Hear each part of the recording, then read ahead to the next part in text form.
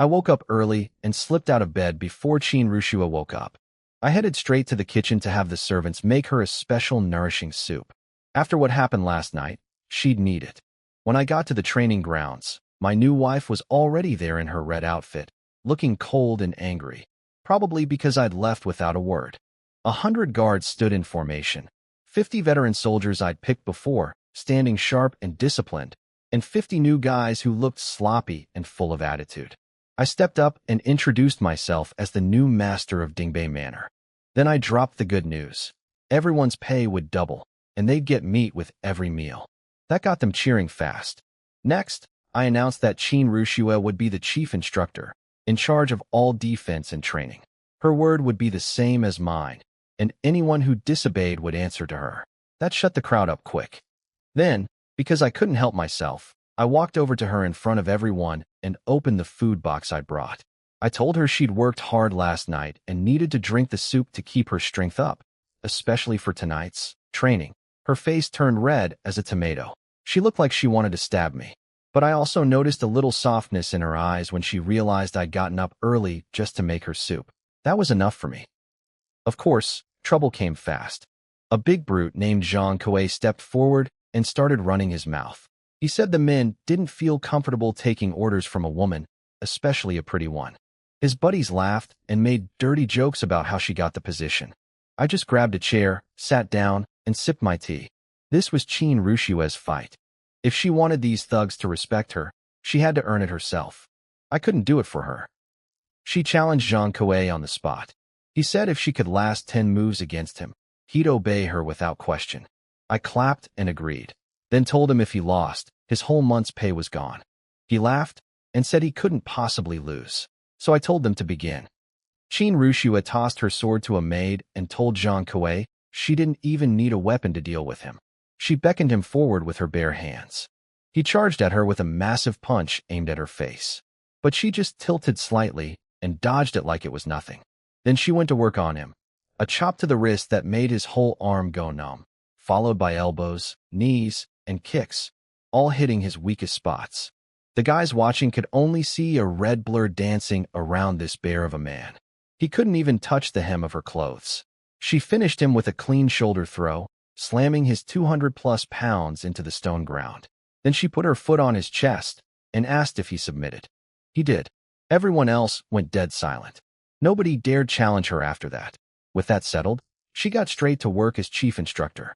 Instead of boring strength drills, she split everyone into 10 squads of 10 and started teaching them a formation called the 10 Directions Annihilation Array. The veterans had heard of large-scale battle formations, but a 10-man version was completely new to them. She explained it clearly, demonstrated the moves herself, and showed real military expertise. These tough soldiers went from mocking her to genuinely respecting her as a commander. I sat in my chair drinking tea, watching her shine.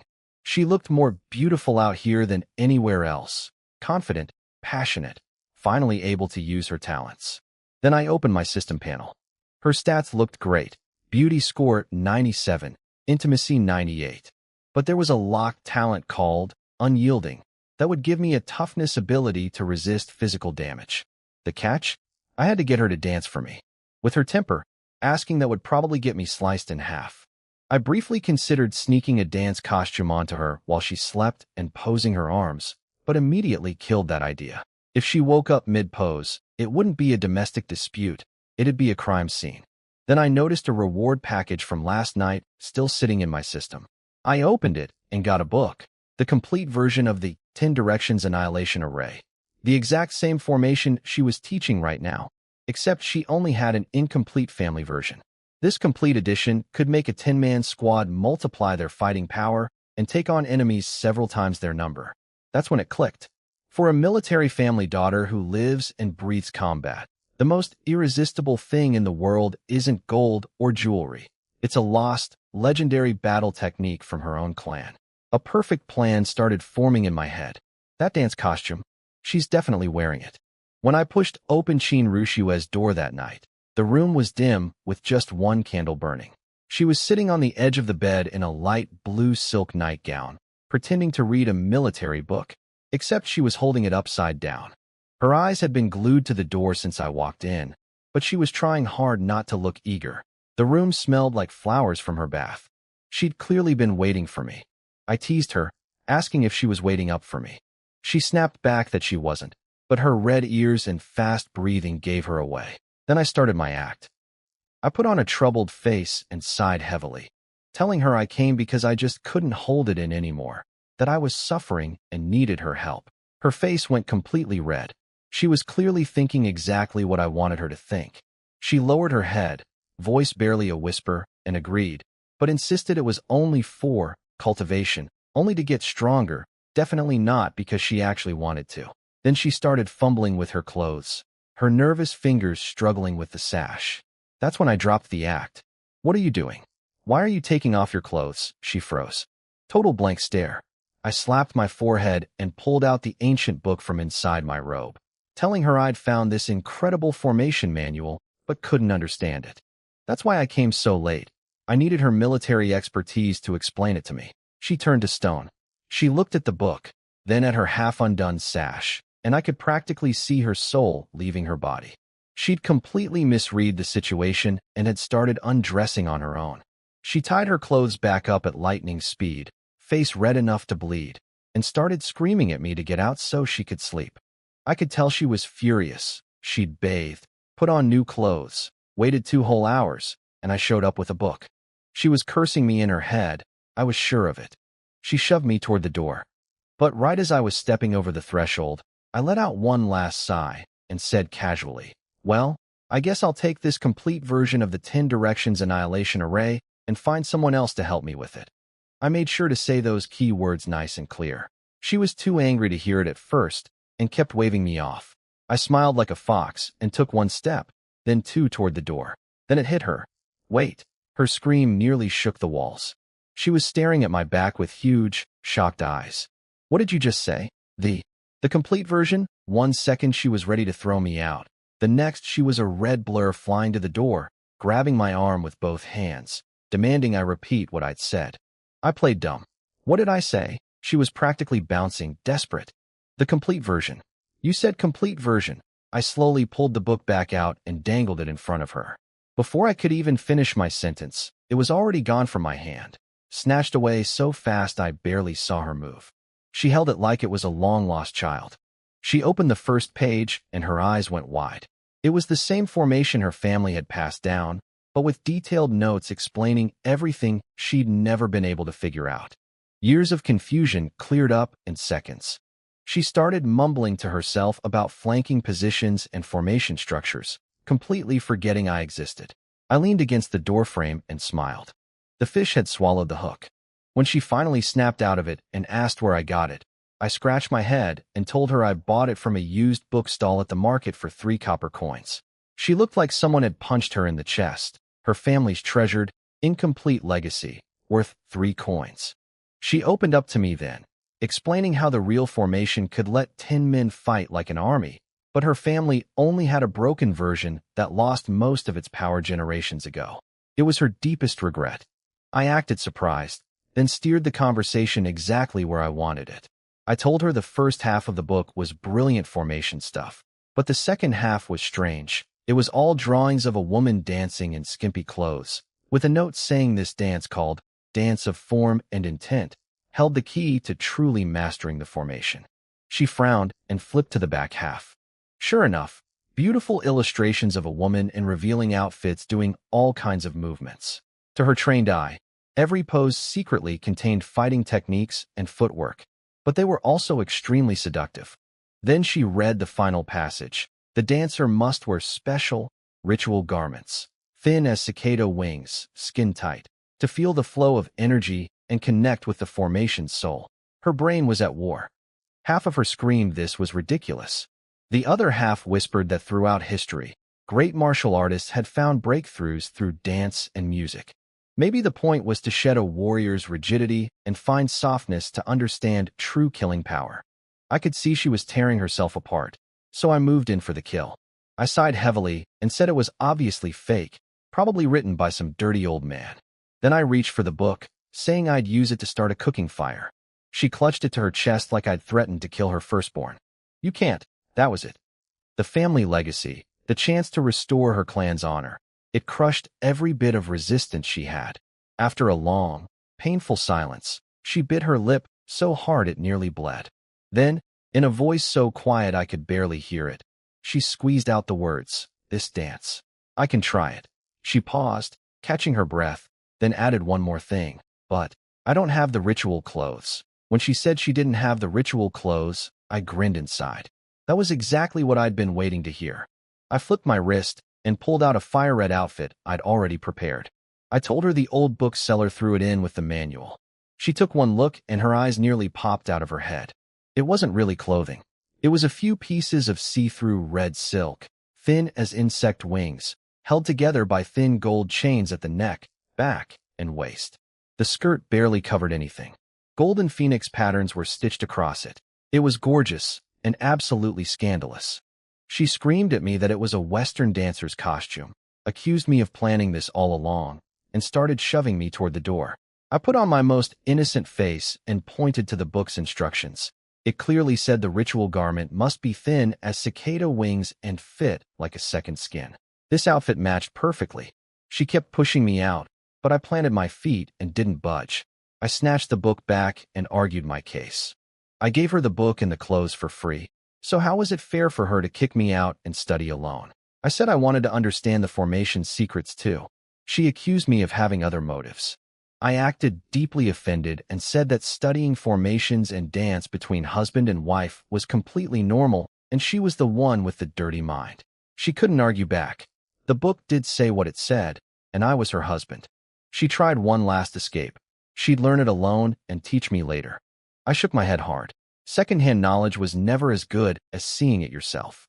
Besides, who would check if her poses were correct? What if she practiced wrong and hurt herself? I needed to be there for her safety. She was wavering, so I went for the finishing blow. I sighed sadly, said I was asking too much, and turned to leave, taking the book and clothes with me. Wait. She snatched everything from my hands in a flash and clutched it all to her chest like a cat guarding its food. I kept my innocent face. "What is it?" After a long, painful struggle, face red as a tomato, she squeezed out the words, I'll change." She disappeared behind the room divider. I poured myself tea and waited, listening to the rustling of fabric and her cursing my name under her breath. When she finally stepped out, I nearly spat out my tea. She was stunning. If the normal Qin Ruxue was a sword hidden in its sheath, this version was a blood-red rose blooming at midnight. The red silk clung to every curve of her athletic body, the flat stomach, the long legs, all on full display. Her hair was tied back with a simple red ribbon, and her face was flushed from her cheeks all the way down to her collarbones. Her eyes were darting around, full of shame and anger, but still holding that stubborn fire of a general's daughter. That mix of innocence and allure, embarrassment and defiance. It was more captivating than any deliberate seduction could ever be. Have you stared enough?" She snapped, her voice shaking. I cleared my throat, picked up the book, and put on my most serious face. Time to study formations. I started coaching her through the dance poses from the illustrations. She was stiff and awkward at first.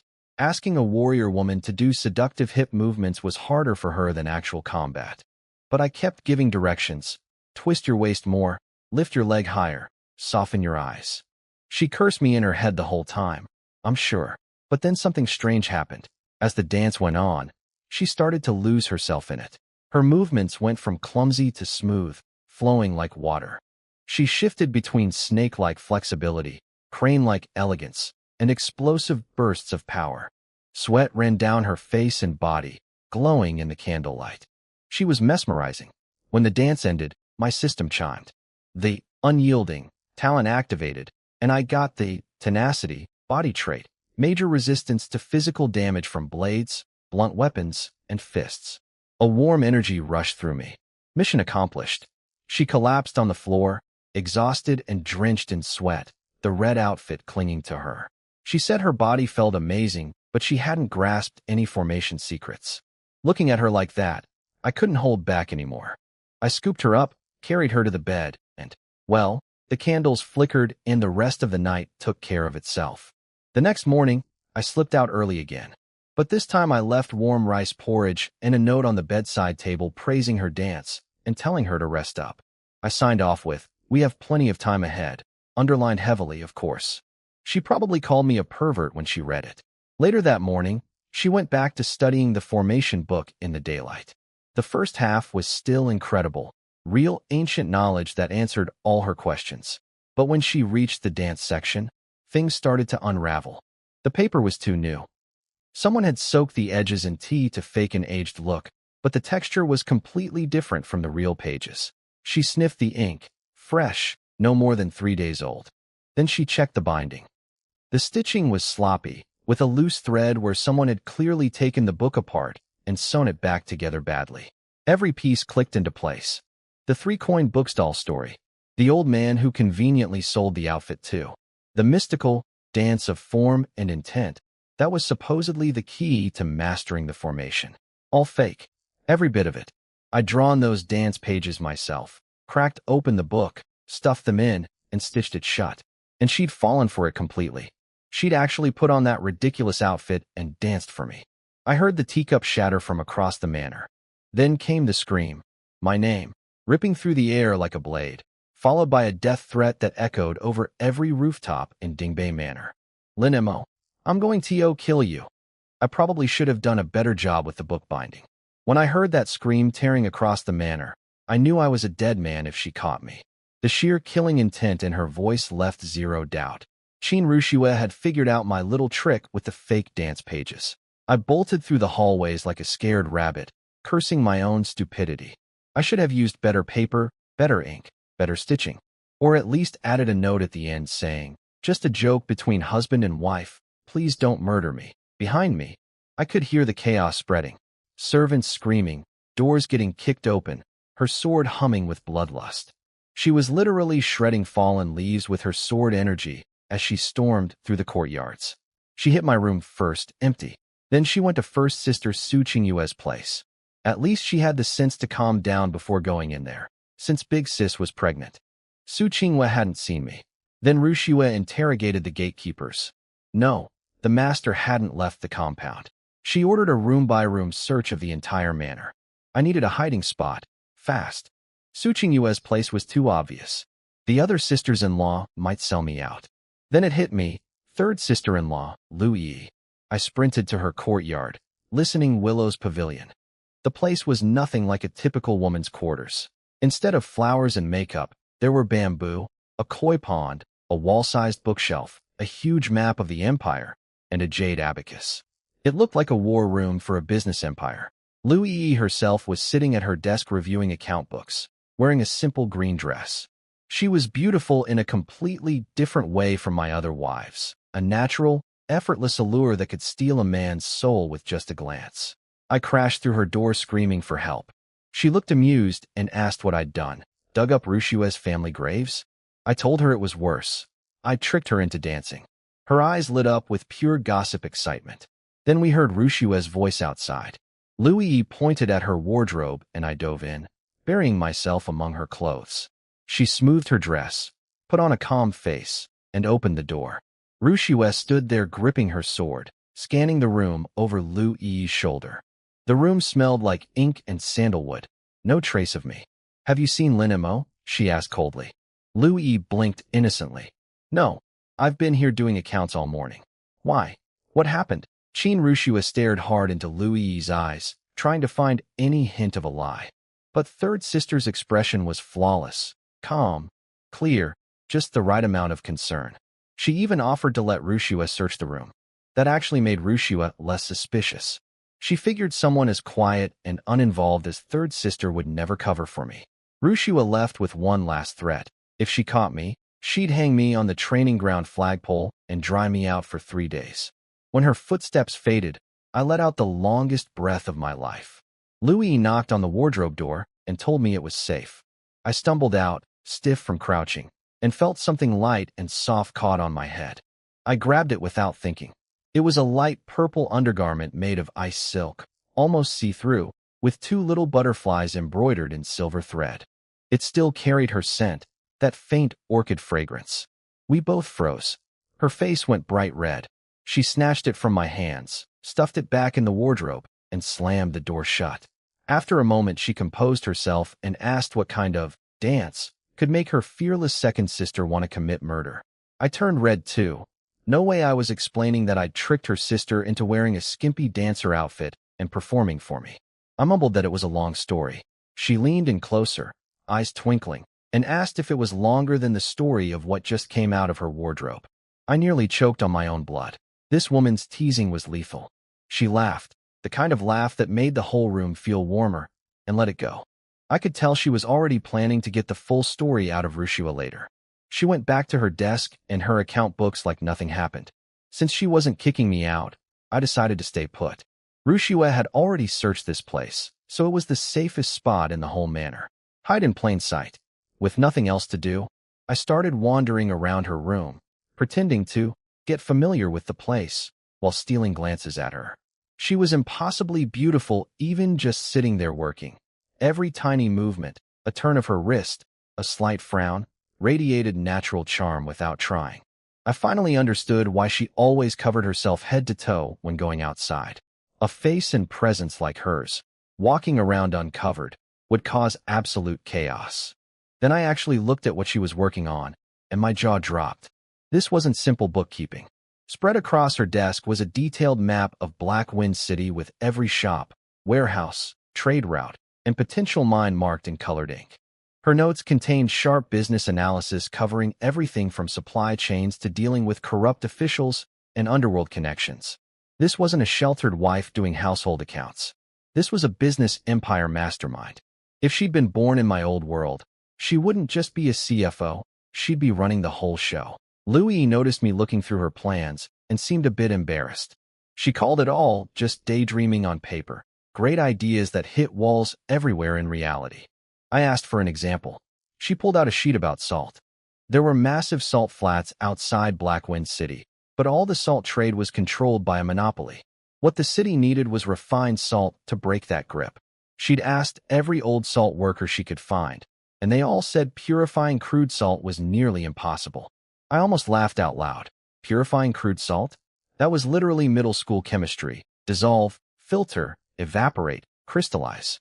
I'd memorized those steps for my exams back in my old life. I could recite, stick, lower, lean in my sleep. And this world didn't have it? Keeping my face totally calm, I grabbed her brush, dipped it in ink, and drew a beaker, a funnel, and a burner on a blank sheet.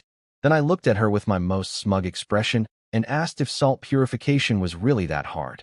She studied my drawing, turning it this way and that, frowning harder by the second.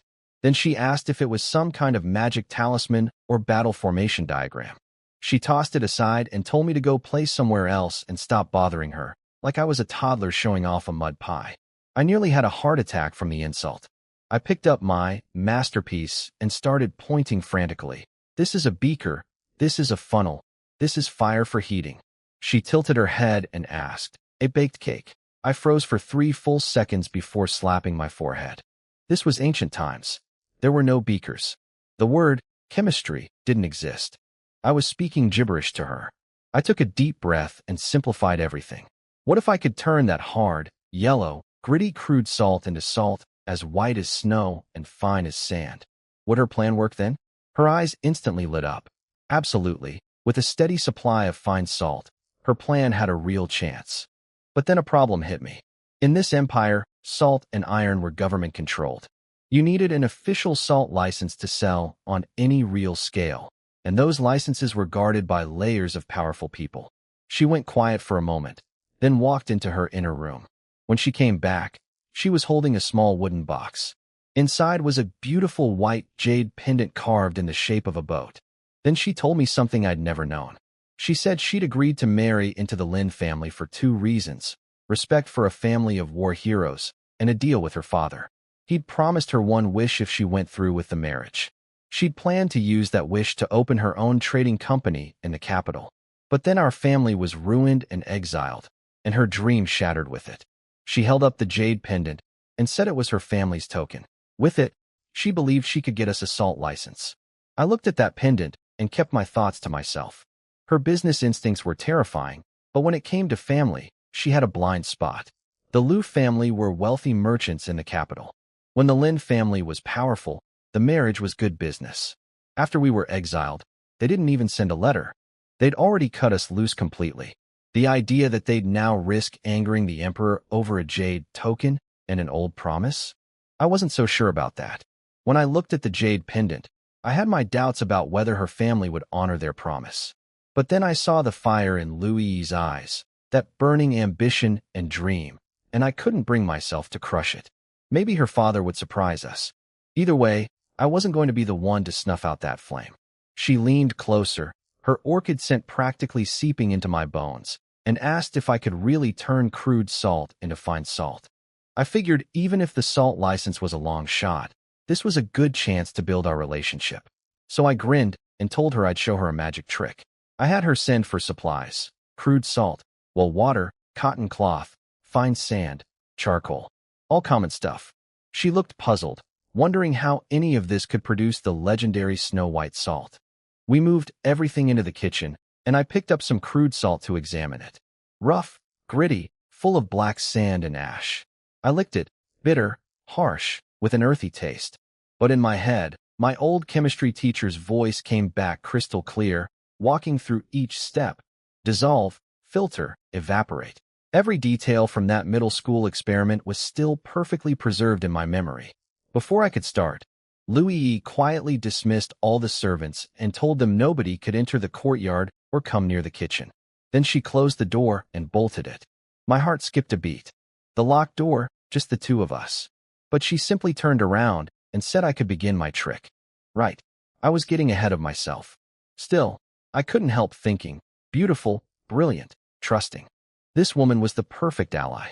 I absolutely had to win her over. Your drool is showing, she teased, catching me staring. I wiped my mouth and quickly got to business. I asked her to help me lift the big iron pot onto the stove. We each grabbed one side and heaved it up. She dusted off her hands afterward and accidentally smeared soot on her face without noticing. 2 cute black streaks on her cheeks. She just looked at me with those bright eyes and asked, "What's next?" "Water," I ordered, feeling like a general commanding troops. She grabbed a heavy wooden bucket, must have been 50 pounds, and started lifting. I rushed over to take it from her, and my hand landed right on top of hers on the handle. Her skin was cool and impossibly smooth. She froze for a second, glanced at me, but I played it cool and poured the water in like nothing happened. She leaned close to my ear and whispered, "Was my hand smooth?"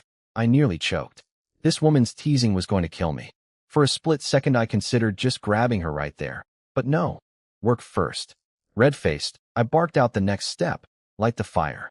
She ran to the stove, stuffed in some kindling, and got it going. I told her to keep it at medium heat, just barely bubbling, not a full boil. She asked why. I made up some excuse about saving time instead of explaining saturated solution temperature control. When the water was ready, I grabbed a handful of crude salt to toss in, but she stopped me, handed me a wooden spoon, and said salt would hurt my hands. It was such a small, natural gesture, like we'd been working side by side for years. It warmed my heart. I scooped salt in while she stirred. The grains hissed and dissolved in the warm water. The kitchen filled with the sounds of wooden spoons swirling, fire crackling, and sunlight streaming through the window, stretching our shadows across the floor, blending together into one picture. While I added salt to the warm water, I explained each step to Liu Yi. She was a fast learner. She figured out, saturated, without me even using the word. The moment she spotted undissolved grains floating on top, she asked if it was ready. Smart woman. I had her kill the fire and let it sit. The water looked like murky yellow soup and smelled terrible. She asked if we'd failed. I told her to relax. This was just step 1, separating the good stuff from the bad. Then I mixed some wood ash with warm water, let it settle, and strained off the clear liquid on top. She asked what it was for. I told her it would eat the bitterness out of the salt. Her eyes went wide.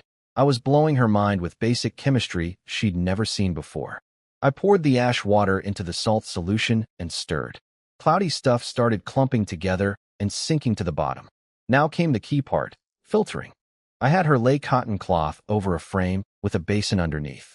Without me saying anything, she grabbed stones to weigh down the edges and create a dip in the center. Clever. I layered clean sand and crushed charcoal on top, making the crudest filter in history. Then I carefully ladled the top layer of salt water over the charcoal, avoiding the sediment at the bottom. We watched in silence as clear drops slowly formed and fell into the basin below. It took over an hour to get half a basin of crystal clear brine. Last step, evaporation. We poured the filtered water back into a clean pot on the lowest possible heat. She kept the fire down to just 3 thin sticks of kindling while I stirred gently with a wooden spatula. The kitchen got hot. We were standing close, both sweating, both staring at the pot like 2 kids sneaking candy. My system chimed. Her intimacy went up by 3 points. Then she gasped. White crystals were forming on the surface and bottom of the pot, tiny and sparkling. It worked. I slowed my stirring, careful not to break the delicate crystals. The water evaporated until only a thin layer of snow-white powder remained. The edges were slightly yellow from imperfect heat control, but the center was flawless, pure white salt. She crouched beside the pot, reaching out but afraid to touch, like it was a priceless treasure. I couldn't resist. I dipped my finger in the salt and held it up to her lips with a grin. Taste it, third sister. I expected her to blush, slap my hand away, call me shameless. I had my follow-up jokes ready. Instead, she just opened her mouth and took my finger in. My brain shut down. Her tongue gently swept the salt off my fingertip, warm and soft. Every script I'd prepared went out the window. The hunter had just become the prey, but her mind was somewhere else entirely. The instant the salt dissolved on her tongue, her eyes blazed with light. No bitterness, no grit, no earthy aftertaste, just pure, clean, perfect salt. I could practically see the gears spinning in her head. The final piece of her grand business plan had just clicked into place. Trade routes, licenses, profits, monopoly breaking. It all connected into one golden road. She looked up at me with eyes full of genuine amazement and something warmer underneath. Her intimacy jumped another 5 points. The kitchen was steaming, the air between us charged. Everything was heading in a very promising direction. Bang! The kitchen door exploded off its hinges. A red blur burst through, radiating murderous intent. I knew you were hiding here.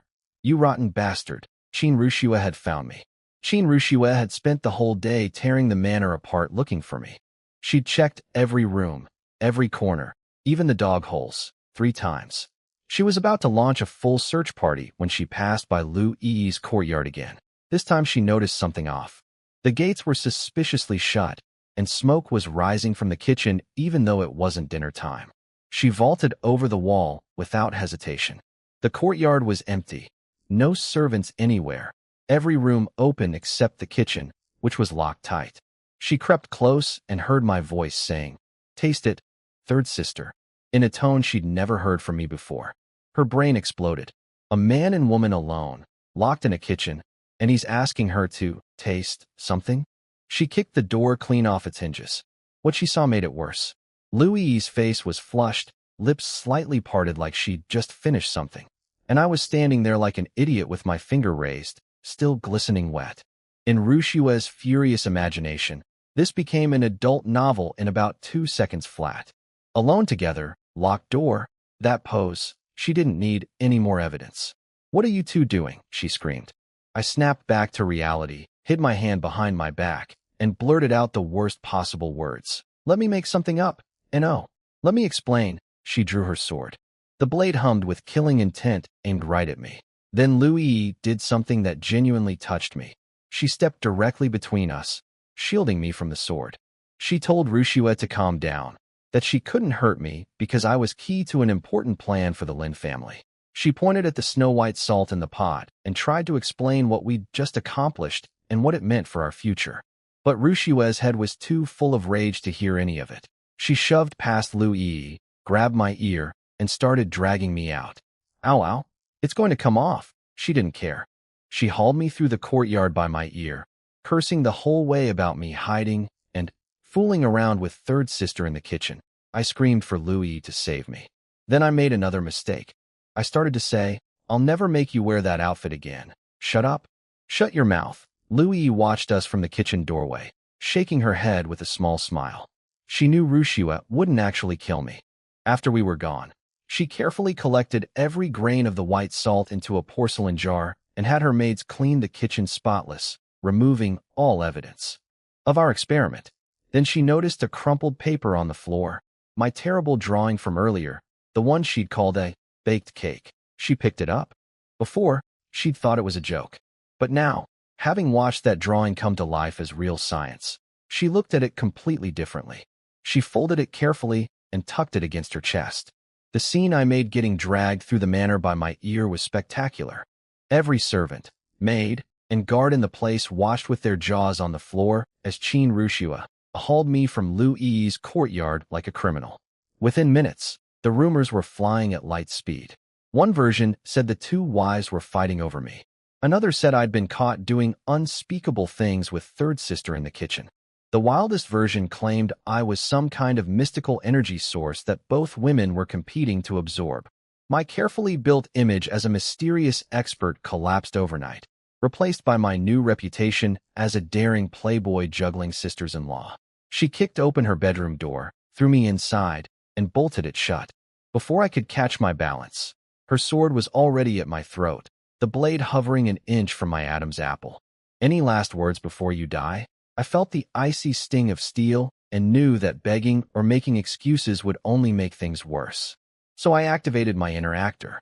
I dropped every trace of joking from my face and looked her straight in the eyes with total sincerity, even mixed in some guilt. Rushua, what I did last night was wrong. I tricked you into wearing that outfit and dancing.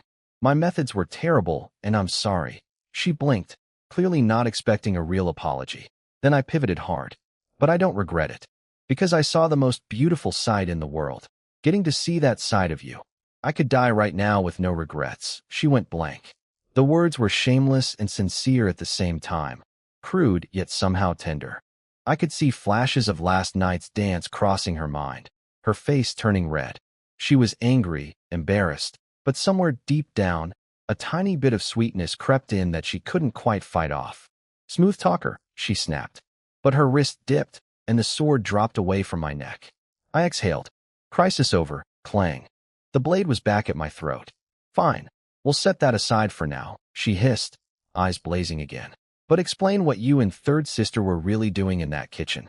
With the door locked, her voice dripped with an acid she probably didn't even realize was pure jealousy. The moment I heard it, everything clicked.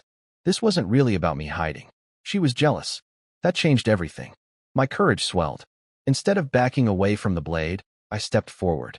While I was busy, making amends, to Qin Rushua, Lu Yi was working through the night in her study. She'd changed into a silk robe and was completely ignoring the ridiculous rumors spreading through the manor. She had the porcelain jar of snow-white salt on her desk, but what she treasured more was my crumpled drawing, the one she'd called a baked cake. Now she understood what a beaker and funnel were, and she realized the man who dreamed up that process was worth far more than any amount of salt. She spread out a huge sheet of paper and started writing at frightening speed. Production plans, cost breakdowns, target customers, nobles and commoners both, pricing strategy, distribution channels, risk assessment covering officials, competitors, and criminals. A massive business empire blueprint taking shape under her brush. At the end, she wrote two names on a separate sheet, the Chen family and the Black Tiger Gang. They were the city's biggest salt monopoly and one of the 4 major gangs. They'd be the first enemy to crush. She knew the salt could beat their product, but dealing with violent thugs would require a different kind of strength. She glanced toward Rushua's courtyard, wondering how I was holding up. As for me, I was lying flat on Rushua's bed feeling like I'd completed a pilgrimage to the west, surviving 81 trials along the way. The tigress who'd been screaming murder hours ago was now curled up against me like a kitten, sleeping peacefully with a satisfied little smile on her lips. I opened her system panel. Both scores had hit maximum. Beauty 100, Intimacy 100. The image showed a goddess in black and red armor surrounded by fire phoenixes. Absolutely perfect.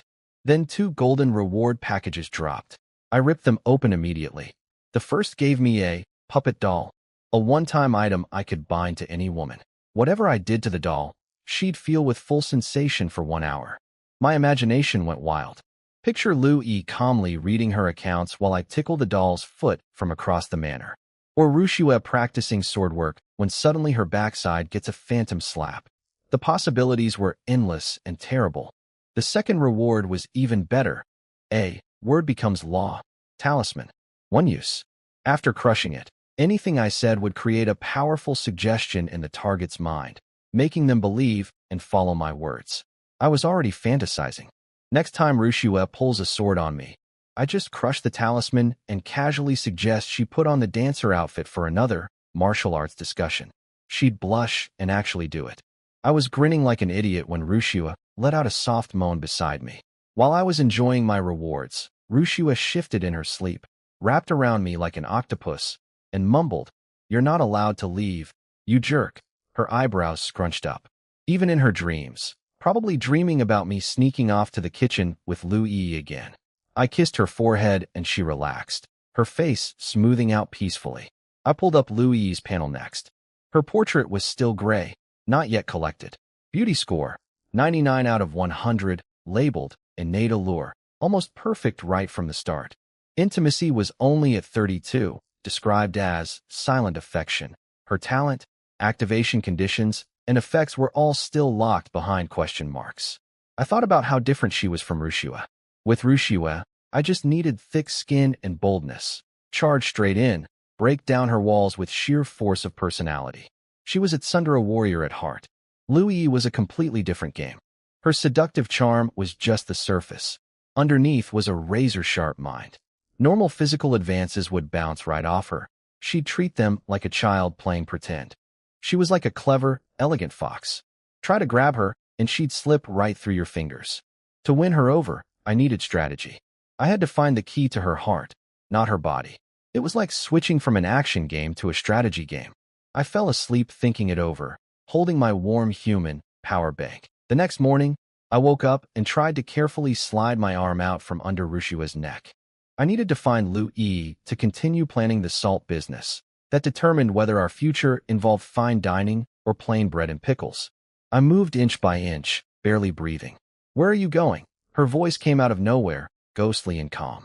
She'd been awake the whole time, pretending to sleep. A tactical ambush. She pinched the soft part of my arm, so hard I saw stars. "Running away again. Is my bed full of nails? Do I snore? Why are you never here when I wake up?" She was genuinely hurt. She'd woken the instant I started moving, hoping I'd cuddle her or steal a kiss like the romantic heroes in storybooks. Instead, I was trying to escape. Again, I turned on maximum survival instinct, plastering on my most innocent face. I told her I was heading to the kitchen to personally make her a nourishing breakfast after she'd worked so hard last night. She yanked me back onto the bed with one arm. "I'm not hungry." She flipped on top of me, pinning me down, her body backlit by morning sun, not a stitch of clothing, every line of her athletic figure on full display.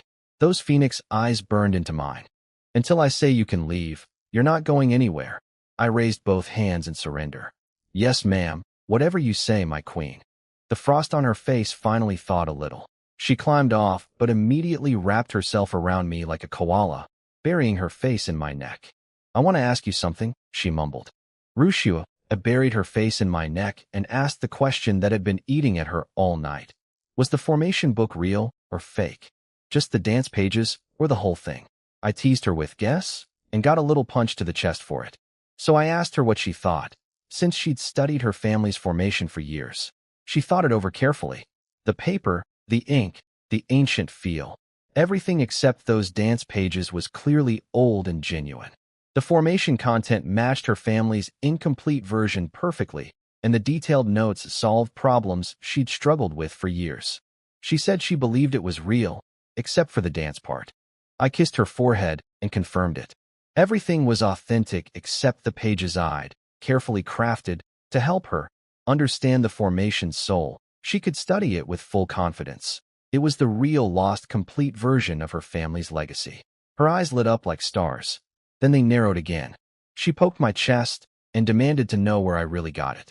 No more stories about three-coin book stalls and mysterious old men, or she'd make a cutting gesture that left nothing to the imagination. I said guess, again. She screamed my name and started pummeling me with her fists, though they landed soft as cotton.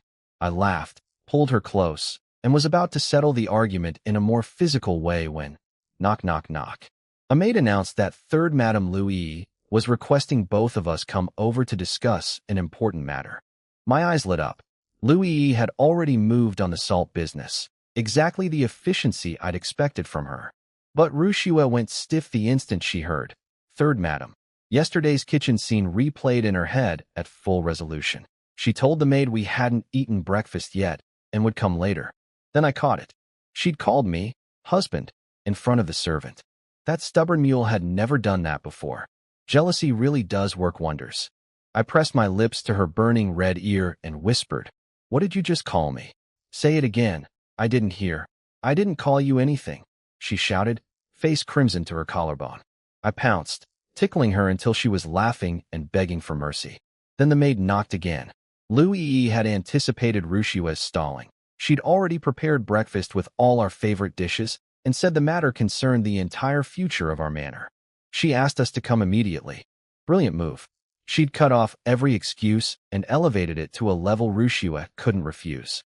I looked at my pouting wife, her face practically stamped with, "I'm not happy," and "I'm still jealous." I softened my voice and told her to stop being jealous. She knew Louis's personality. If third sister said it was important, it really was important. "We should go." She turned her head away, lips pushed out far enough to hang a bottle from. "I am not jealous." Rushua practically dragged me to Louis's place, clutching my hand the entire way and stabbing me with death glares. She was drowning in jealousy, like she'd been chugging vinegar by the barrel.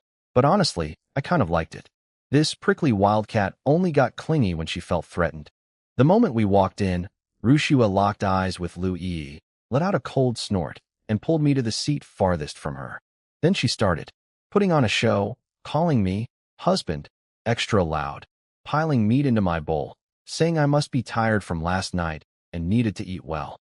She kept shooting looks at Louis, making pointed comments about how some people wake up too early while we prefer to stay in bed. I wanted to crawl under the table. She was basically announcing our bedroom activities to the whole room. Louis didn't take the bait at all. She just smiled softly, played a little hurt, and said she'd prepared breakfast because she knew we'd had a hard night. She put emphasis on hard in a way that was both sympathetic and teasing. Rushua's punch landed on cotton. She couldn't find anything to actually fight about, which just frustrated her more. Then Rushua noticed something odd. There were two identical plates of white-cut chicken on the table, looking exactly the same. I figured it out instantly. Louis was running a comparison test, the smartest possible way to prove what we'd been doing in that kitchen yesterday. No amount of explaining could match a direct taste demonstration. Brilliant move. I made a mental note to steal this technique for future domestic disputes. I played the perfect wingman, picking up chicken from the first plate and feeding it to Rushua. She blushed, but ate it in front of Louis to hold her ground. She chewed, shrugged, said it was fine, normal chicken, nothing special. Then I fed her a piece from the second plate. One bite, and her eyes went huge. A pure, clean, incredible flavor exploded on her tongue. No bitterness, no grit, just perfect saltiness that elevated the chicken to a completely different level. She couldn't believe it. She grabbed another piece herself to make sure. Same result. "How is the difference this big?" she asked, stunned. "Did you hire a new cook?" Louis calmly reminded her. "Remember yesterday in the kitchen? I told you. Your husband made snow-white salt." It all clicked. The salt she'd ignored while screaming at me yesterday. The business blueprint. Louis had been trying to explain while Rushua was busy dragging me out by the ear. It was all about this. She turned to stare at me in disbelief. The same guy she'd been chasing around the manor like a criminal had quietly created something that could reshape the entire empire's food industry. Rushua stood frozen, her face cycling through red and white as everything clicked. She remembered kicking down the kitchen door, ignoring the salt Louis tried to show her, and then spending the last hour making snide remarks at her own sister-in-law. After tasting the difference between ordinary salt and my snow salt, her jealousy suddenly looked petty and childish. Then she did something that surprised even me. She stood up, turned to Louis, and bowed deeply, a full 90-degree apology. Her voice was stiff but completely sincere. She said she'd been impulsive and wrong to accuse her. Louis rushed to help her up, touched and amused at the same time. That was Rushua in a nutshell, proud as they come, but when she knew she was wrong, She owned it without hesitation. Rushua straightened up, shot me a glare that clearly meant, "Don't you dare mess with my third sister," and announced she had to go supervise morning training. Then she marched out at triple speed, practically fleeing from embarrassment. Once she was gone, the atmosphere shifted completely. Lu Yi poured me tea with that effortless elegance of hers, teasing me about having even the Ice Queen wrapped around my finger. I joked that everything I did was for the Lin family's grand plan, pure selfless dedication. She didn't buy a word of it. Then she got serious. She'd been up all night working. She led me to her study, which looked like a tornado had hit it. Papers, ledgers, and books piled everywhere. She unrolled a large map and started laying out the situation. Black Wind City's salt was monopolized by the Chun family salt shop, selling gritty, bitter garbage at 5 times the normal price. The people either paid up or ate bland food. Destroying the Batian gang had only touched a small piece of the city's underworld. Selling snow salt would be cutting into something much bigger. She explained that Black Wind City technically belonged to the Empire, but was really lawless territory controlled by 4 gangs. The Green Dragon Society in the east ran slaves and mines. The White Wolf stronghold in the west controlled trade routes and fenced goods for the barbarian tribes. The Red Phoenix Hall in the south ran gambling houses, brothels, and, most importantly, intelligence networks. And the Black Tiger Gang in the north controlled the 2 most profitable commodities, salt and iron. The gang we'd already crushed was just a stray dog. The Black Tiger Gang was a real tiger. Selling snow salt wouldn't just embarrass them. It would be digging up their ancestors' graves and attacking their lifeline. We had to be prepared for the worst. We could end up dead with nothing left to bury. She looked straight at me and asked, "Are you afraid?" She'd laid every risk bare, not to scare me off, but to test me. She wanted to know if I was the kind of man who'd play this dangerous game alongside her. I looked at the fire burning in her eyes, the nervousness, the hope, the all-or-nothing madness. Salt could make our family rich. Iron could make us strong. With both, we'd finally have real power in this city that ate people alive. I put my hand over hers on the map and grinned. Afraid? Third sister, I'm only afraid the game won't be exciting enough. Something shifted in her eyes. She saw the same hunger in me that burned in her. Not fear, but pure thrill. She'd found her partner. Good, she said, taking a deep breath, her whole presence blazing with determination. Her intimacy jumped 5 points. Over the next few days, I learned what it meant to have a truly incredible partner. Louie's speed was terrifying. Day 1, she bought up huge stretches of the worthless salt flats outside the city for practically nothing. Day 2, she had the best craftsmen in the city building from blueprints she'd drawn overnight.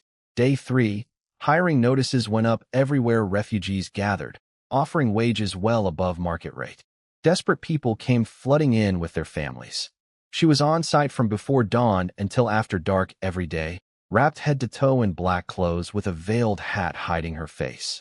Even so, her soft voice carried across the construction site and kept making the shirtless workers lose focus and swing their hammers the wrong way. She didn't notice. She was too busy adjusting layouts, yelling at builders, and haggling suppliers down 30% until they wanted to cry. I became the world's laziest boss. My daily routine was sitting under her personal shade tent on a little stool, drinking cold plum juice, calling myself her bodyguard and chief technical consultant. When I offered her a drink and said her voice was our most valuable asset, she told me to go check on the water tanks instead of running my mouth. I told her I couldn't leave. What if she got sunstroke and needed mouth-to-mouth? She was too annoyed to even respond. Life was perfect. She makes the money. I look pretty. Meanwhile, across town in the North District, someone wasn't happy. Chun Wanjin, boss of the Black Tiger Gang, sat in his mansion polishing a pair of walnut shells supposedly soaked in human fat from his enemies. His idiot son Chen Chung dismissed us as a bunch of exiled nobodies playing in the dirt, but the old man shut him down cold. He didn't care whether we could succeed. The point was that salt belonged to him. Always had. Anyone who even thought about touching it was breaking his rules. Salt and iron were his absolute bottom line, the foundation of his power over the entire North District.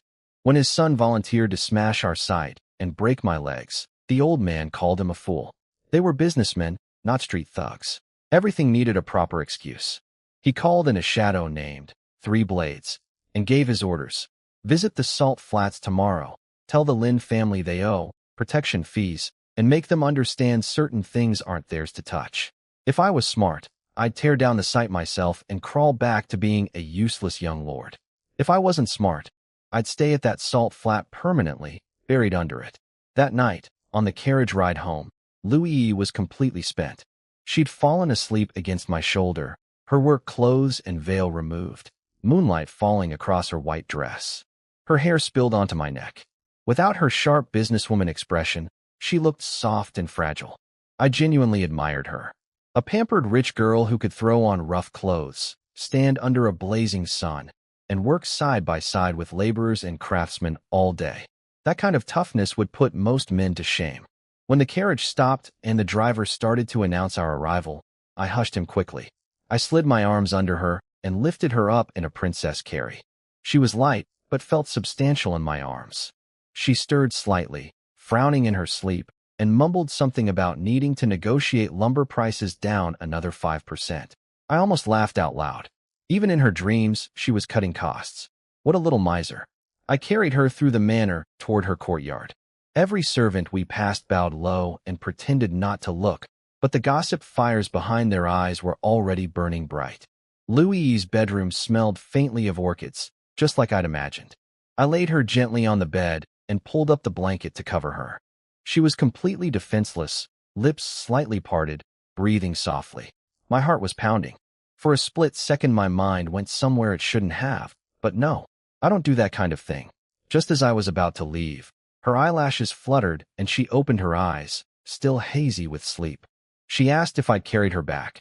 I told her she'd been sleeping like a little pig and I couldn't exactly leave her in the carriage overnight. She laughed instead of getting angry. Then she stretched, which was extremely distracting, and said she'd reward me for being so thoughtful. My imagination went into overdrive.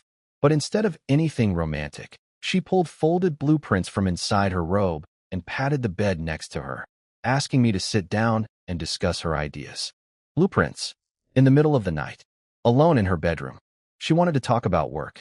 I tried to bail, saying it looked improper for us to be alone together like this. She completely ignored me and switched into business mode like flipping a switch. She said keeping the salt recipe secret was more important than production itself. Her plan was to build high walls around the workshop and have Rushiwa's guards patrol day and night. I told her that was too basic. Real security wasn't about keeping people out. It was about making sure that even if someone got in, they couldn't understand what they saw. And even if they understood, they couldn't replicate it.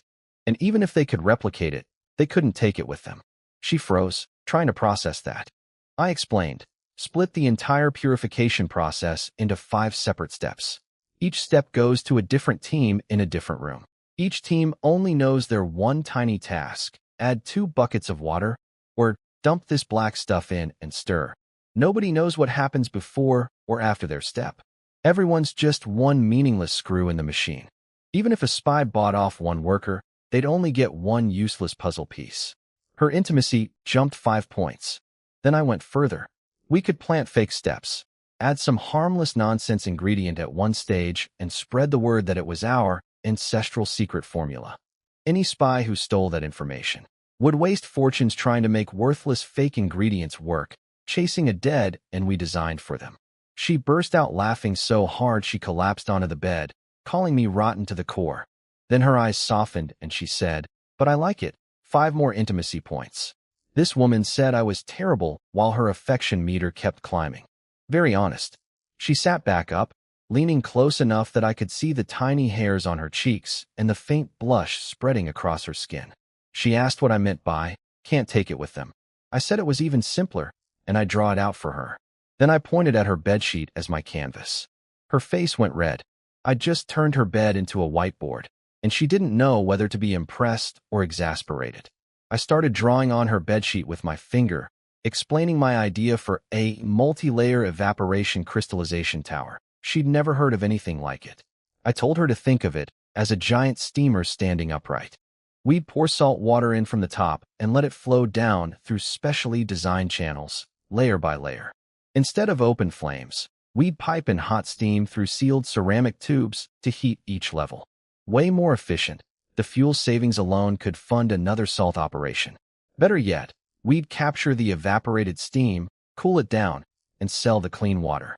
In a place like Black Wind City, even fresh water was worth money. Her breathing got faster with every sentence. Her merchant brain was converting every word into silver. The salt water would get more concentrated as it flowed down. By the bottom layer, it'd be fully saturated. Cool it slightly, and perfect white crystals would form on their own. The real genius was the security angle. The tower's internal structure would be incredibly complex. Precise angles, specific pipe sizes, custom ceramic parts that couldn't be bought anywhere else. Even if competitors stole our workers or dismantled the whole tower, they'd never figure out how it actually worked. That's what a real technical barrier looks like. She stared at me with her mouth open, then called me a monster. I winked at her. She yawned, eyes watering from exhaustion. Her head started drooping until it landed on my shoulder, and she fell asleep right there. Her arms wrapped around my waist without her even knowing it. Every fiber of my being screamed to do something, but she was exhausted, and taking advantage of that wasn't my style. So I lay down beside her, telling myself I'd just rest my eyes for a minute. The orchid scent and her warmth pulled me under fast. I dreamed I was lost in a desert, starving and dying of thirst. I found a stream and something round, soft, and fragrant next to it. A big steamed bun. I was chomping away happily when it flew off. Then something cold smacked me right in the face. I woke up with my cheeks stinging. Bright daylight. Louie was gone from the bed, only her warmth and scent remaining. I found her in the outer room eating porridge. 2 breakfasts were set out. She prepared one for me. Sweet of her. I sat down and started eating. She wouldn't look at me or talk to me. Total silence. I tried breaking the ice, asking why she didn't wake me. She threw my own words back at me. You slept like a pig, couldn't wake you with thunder. Should I have dragged you out of bed and spoon-fed you? Clever. Using my own lines against me. But something was off.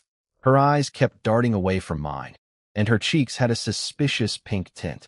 I figured I should clear the air about accidentally sleeping in her bed, so I started with, about last night. Clap. She slammed her chopsticks on the table, face blazing red, announced she was done eating, and practically sprinted out of the room. I sat there completely baffled. All I did was fall asleep next to her, and she was the one who held on to me. What was she so worked up about? Then my cheek throbbed again. That slap from my dream. That wasn't a dream stone, was it? Wait, did something happen last night that I don't remember? Something involving a steamed bun. That wasn't actually a steamed bun? Honestly, I had no idea what was going on. Women are confusing. The carriage ride to the salt field was painfully quiet. Louie had her back to me the entire time, staring out the window without a word. I couldn't figure out what I'd done wrong. I swore I hadn't touched her last night. It was a purely innocent sleep. Maybe I snored, talked in my sleep, drooled. I had no clue. With nothing else to do, I pulled up my system. Louie's portrait was still grayed out, but suddenly it erupted in golden light. Her panel had activated. The intimacy must have crossed the threshold from last night's business talks and the accidental sleepover. Her portrait appeared. Louie curled up in a chair reading accounts, biting a pen, one bare foot peeking out from under her dress with her cute toes curling as she thought. Pure art appreciation, obviously. Her stats: beauty 99, intimacy 68, labeled lingering sweetness. Her talent was called Crystal Heart, and the effect was incredible. Glazed eyes that could see through all things, perceive the flow of fortune, and pierce any illusion. Then I read the activation condition and nearly spat blood. I had to get Louie to willingly wash my feet and say, "Husband, is the water temperature comfortable? Was the system insane?" This was the future business queen of Black Wind City. If I stuck my feet in front of her and asked her to wash them, she wouldn't use warm water. She'd use boiling water and smile while asking if it was comfortable enough. I started sweating, but I figured I'd try a roundabout approach. I casually mentioned she must be exhausted from running to the construction site every day and offered to prepare hot water and wash her feet tonight. Give her a nice massage. My brilliant plan. I wash hers first, then she'd naturally return the favor. Perfectly reasonable, right? She looked at me and said 2 words, "Don't want." Then she went back to staring out the window. Fine. This would take time. At the salt field, she transformed instantly. The awkward, silent woman from the carriage vanished, replaced by the commanding business queen. She marched through the site checking on stone cutting, lumber supplies, and construction progress, asking sharp questions that left the burly foreman nodding in admiration. I followed behind, genuinely impressed. If I had to manage all this, my head would explode. Some things really need to be left to the professionals. I was nodding approvingly when a harsh voice suddenly cut through the construction noise from the entrance. "Everyone stop what you're doing. Right now." A harsh voice ripped through the construction site. Some thug kicked over a stack of lumber, injuring an old worker. Then about 15 men with blades swaggered in like they owned the place. The whole site went dead silent. Louie pressed close to me, grabbing the corner of my sleeve. I could feel her tension. Their leader was a lean guy with a centipede-shaped scar on his face, Lee Three Blades, one of Chun Wanjin's enforcers. He looked me over, clearly unimpressed by my clean clothes and pale face. Just another soft rich boy to him. He jammed his knife into the ground in front of me and asked if I was Lin Mo. I stayed on my little stool, calm as could be, and offered him some cold plum juice.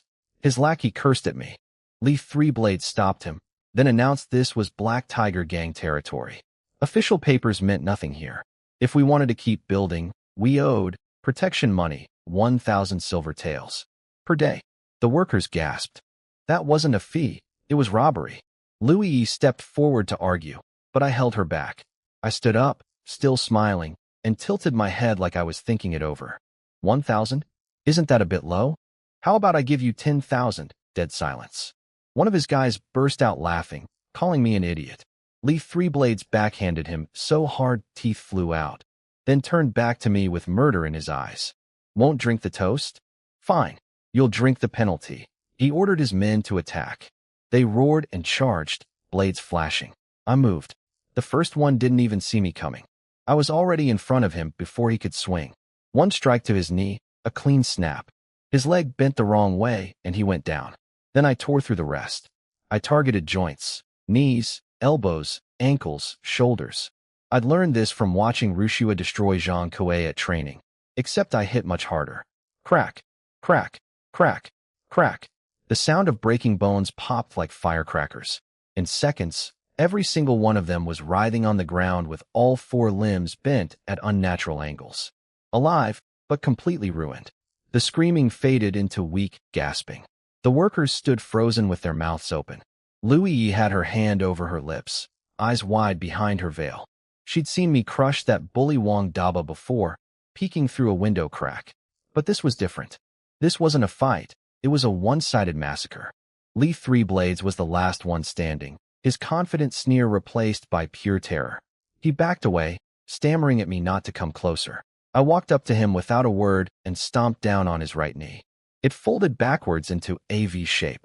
He screamed and dropped, but his hand instinctively reached behind his back, going for a hidden poison dagger he'd used to kill stronger opponents than me throughout his career. Before he could pull it, I had a blade at his throat. "What are you reaching for?" He froze, feeling the cold steel against his neck. He raised his left hand in surrender while his right still gripped the dagger behind his back. He started babbling about talking things through. He never finished the sentence. I cut his throat. A spray of red mist arced through the sunlight. Lee Three Blades grabbed his throat, eyes bulging with disbelief. He couldn't understand how someone who looked so harmless could kill without blinking. His poisoned dagger clattered to the ground, and he collapsed into his own blood. I wiped the blade on his clothes and looked around at the groaning thugs on the ground. They went silent the instant my eyes swept over them. The workers stood frozen too. Watching someone die right in front of you hits different than seeing broken bones. I tried to lighten the mood, told everyone they'd get double pay today, and to relax and get back to work. They hesitated until the site manager stammered out that they should thank me, and slowly the construction noise picked back up. I had a few brave workers tie up the surviving gang members and drag them to a corner like rolled-up carpets. Louie recovered quickly and grasped the situation. She sent a servant racing back to the manor to tell Rushua what happened and request armed guards. She understood. This wasn't business competition anymore. This was war. She pulled me into the shade tent and brought a basin of water. She took out a silk handkerchief from her robe, wet it, and started cleaning the blood off my hands. I could feel her fingers trembling. I broke the silence. We couldn't wait for them to regroup. We had to strike first. The gap between now and when Chen Wanjin assembled his forces was our best window. She nodded, still shaky but already thinking clearly. Ru Xue was on her way, and if it was going to be a fight to the death, better to attack first. While she stepped out to dump the bloody water, I checked my system panel. I'd reached body tempering stage 3, thanks to my nightly training sessions with Ru Xue. The tenacity trait I'd gotten from her dance was supposed to greatly reduce physical damage, but I'd never tested it. I grabbed the steel blade and slashed my own hand. Hard. Instead of cutting deep, it barely left a white mark. A few tiny blood drops appeared seconds later. That was impressive. I'd used real force. This trait was even better than expected. Lu Yi walked back in and immediately saw the fresh wound and the knife in my hand. She lunged forward, snatched the blade away, and threw it across the tent. Are you insane? You just killed someone and now you're cutting yourself? Are you getting addicted to violence? She was genuinely scared, not of me, but for me. Worried that killing would change who I was. Her concern warmed my heart. I took her cold, trembling hand and held it tight. Why so nervous? I was just testing if the blade was sharp enough. What if Chen Wanjin shows up and this thing's too dull to cut his neck? She choked on her own anger. I looked down at her hand and asked why she was shaking. She denied it and tried to pull away, but I held on tighter. I brought her fingers close to my lips and blew gently. She went rigid. You're scared I'll become a monster who kills without feeling, aren't you? She pressed her lips together and said nothing.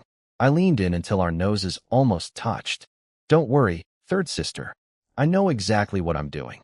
Back at the Chen family mansion, their spy delivered the bad news. Chen Wanjin sat there calmly rolling his creepy human fat walnuts while his idiot son Qin Chong screamed about wanting to chop me into dog food. The other gang leaders joined in, howling for blood. Chen Wanjin shut them all up with 2 quiet words. After hearing exactly how I destroyed 15 armed fighters with bare fists in seconds, even his son went pale. The old man knew he'd kicked an iron plate. But he was smart, smarter than his thugs. He wasn't going to throw bodies at me. Instead, he gave orders to cut off our supply chain. Visit every stone and lumber supplier. Tell them that doing business with the Lin family meant war with the Black Tiger gang. Spread the word that any worker who showed up at our salt field would end up in a sack at the bottom of the moat. Let me fight all I want. If I couldn't buy a single brick or hire a single worker, I'd be building that salt field alone. He also told his men to beef up security and stop going out alone, in case I came for them first. Smart old fox. Meanwhile, at the salt field, I had a pile of tied-up gang members to deal with. Lu Yi followed behind me, still pale and fighting nausea at the sight, but forcing herself to stay. I crouched next to one who looked like a minor leader and planted the blade an inch from his eyeball. He tried playing tough. Kill me if you want. I live by loyalty, so I stabbed him through the neck. The guy next to him broke instantly, screaming and begging. I smiled and told him to relax. We were just doing a little market research. I started asking everything about Chen Wanjin. Where he lived, how many guards, when they changed shifts, what he liked to eat, whether he snored. The guy spilled it all. Zhujiue Street Mansion, 200 guards, shift change every 2 hours, loved braised pork knuckle, snored like thunder. Once one talked, the rest couldn't confess fast enough. I just had to wave the knife, and they'd trip over each other volunteering information. Secret gambling den in the South District. 3 hidden warehouses, 1 in an abandoned temple, 1 at the docks, 1 inside the mansion. The son was a womanizer, the 3rd captain was a drunk, the 5th captain preferred men. They turned the Black Tiger gang completely inside out. Lu Yi stood behind me, initially horrified, but as the information poured out, her eyes started glowing. That merchant brain of hers was already sorting through the chaos, picking out weak points and opportunities.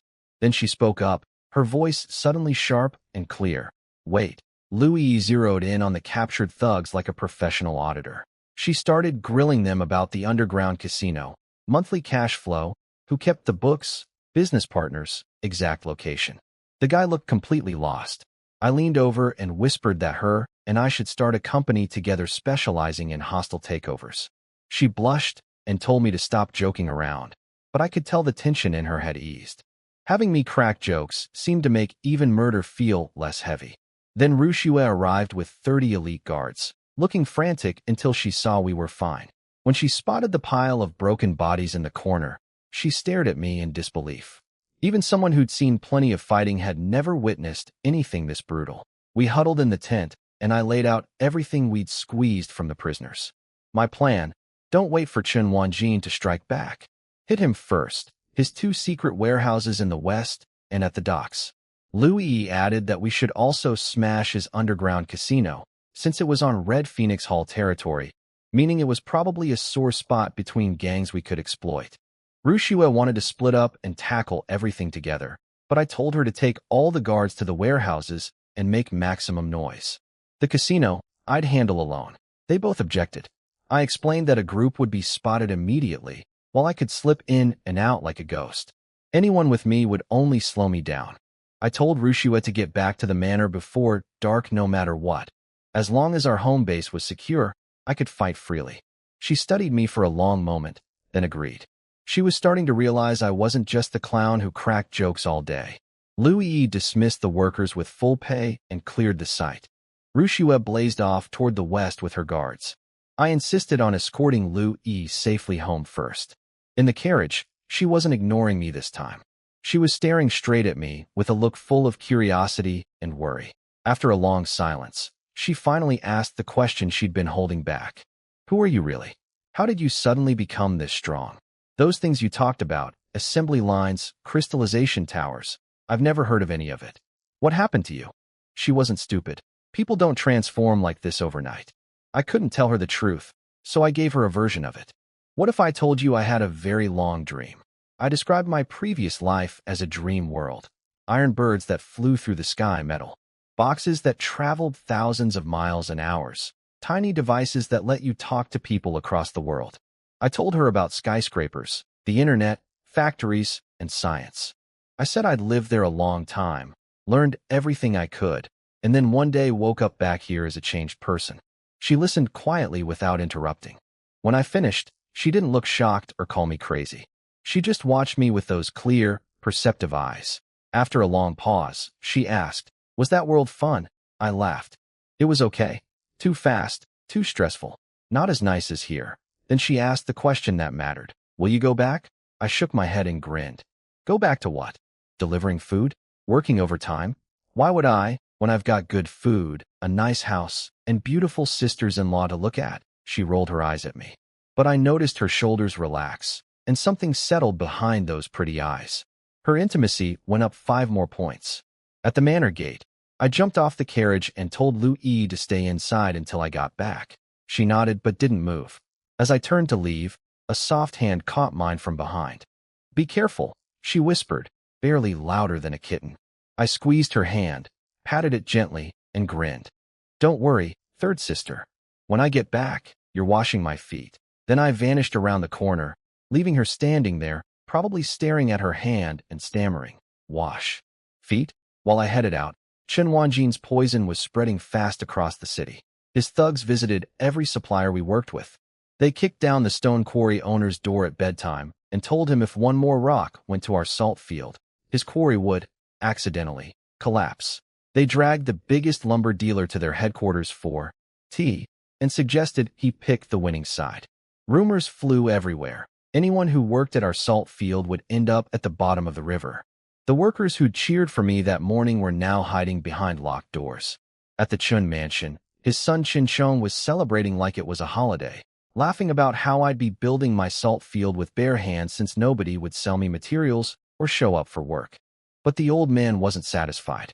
Cutting our supplies was just the appetizer. He wanted me destroyed, worse than dead. He ordered his son to stake out our manor starting tomorrow. Any man who came out would be killed, wrapped in a straw mat, and dumped at our gate after dark. Any woman would be stripped naked and hung from a public arch for the whole city to see. When Qin Chong asked what to do if they caught my sisters-in-law, especially Lu Yi, his sick eyes lit up with excitement. The old man told him he could have his fun, just don't kill them. He wanted them alive so he could use them to break me. He sat back, sipping tea, fantasizing about me kneeling before him begging for mercy. Then a messenger crashed through the door, falling to his knees in panic. "The dock warehouse, it's been hit. Everything's gone. The weapons, all of it, stolen and burned. Fires still blazing." The room erupted. Chen Chong grabbed the messenger by the collar, screaming for details. Every gang leader was howling for blood, demanding to attack our manor immediately. Chen Wanjin slammed his fist on the table and silenced everyone. He forced himself calm and asked if there was anything else. The trembling messenger pulled out a bloody piece of cloth found nailed to the warehouse door. For characters were written on it. "Thanks, boss." The old man nearly coughed up blood. We'd stolen hundreds of thousands of silver worth of his weapons, torched his warehouse, and left a thank you note. "Lin Mo, I'll destroy your entire bloodline." I wish I could have been there to see his face. Chen Chong went berserk when he saw my "Thanks, boss" note, screaming about grinding me into paste. But old Chen Wanjin shut him up and started thinking clearly. He realized I'd never planned to play defense. I'd already stabbed him while he was still setting up his chess pieces. The old fox made 3 moves at once. He sent 100 men to the Western Temple warehouse as a loud distraction. He ordered his son to rush to the casino, Drunk Wind Tower, and move all the goods out before I got there. And he personally led the rest of his forces toward our manor, planning to slaughter everyone while our fighters were away. Meanwhile, Rushua was riding hard toward the temple warehouse when something stopped her. She remembered my words. Get back to the manor before dark, no matter what. That gut feeling hit her. She yanked her horse around and ordered everyone back to Dingbei Manor. I was already in the shadows behind Drunk Wind Tower, watching the back entrance. Sure enough, Chen Chong showed up with 8 bodyguards, all clearly trained fighters. They went inside and soon came back out pushing carts covered in heavy cloth, heading into the dark alleys. I followed like smoke. In a narrow dead-end passage, I started picking them off from behind. One by one, a hand over the mouth, a quick snap of the neck, hidden by the sound of rolling wheels. By the time Chen Chong turned around to yell at his men for being slow, every single bodyguard was gone. Just empty carts in an empty alley. He drew his short blade, screaming into the darkness, then dropped his father's name like a shield. That's when I knew I'd hooked the big fish. I'd been about to snap his neck too, but Chen Wanjin's son was worth more alive. I appeared behind him.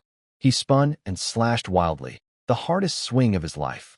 I caught his wrist and slapped the blade away like swatting a fly. He was terrified, backing up, and then recognition hit. "You're Lin Mo." He knew he was dead if he stayed. He screamed and hurled a heavy money pouch at my face. I dodged, and that was his real play. From his sleeve, a small brass weapon appeared, a sleeve-mounted pistol bought from Western traders. At point-blank range, it could punch through iron. Bang! The bullet grazed my cheek, ripping a line of blood across my face and blasting a hole in the wall behind me. Pain tore through me, but my tenacity trait kept it from being worse. He was ecstatic, already pulling out a second pistol from his other sleeve. Dual-wielding, the barrel aimed straight at my forehead. "You think being a good fighter matters? Against my guns, you're dead meat." Bang. The second shot was aimed right between my eyes, but I charged forward instead of dodging back. The bullet missed my head and punched into my left shoulder instead. The pain was unreal, tearing flesh mixed with burning gunpowder. My tenacity trait kicked in hard, stopping the iron ball from going deeper, but it still hurt like hell.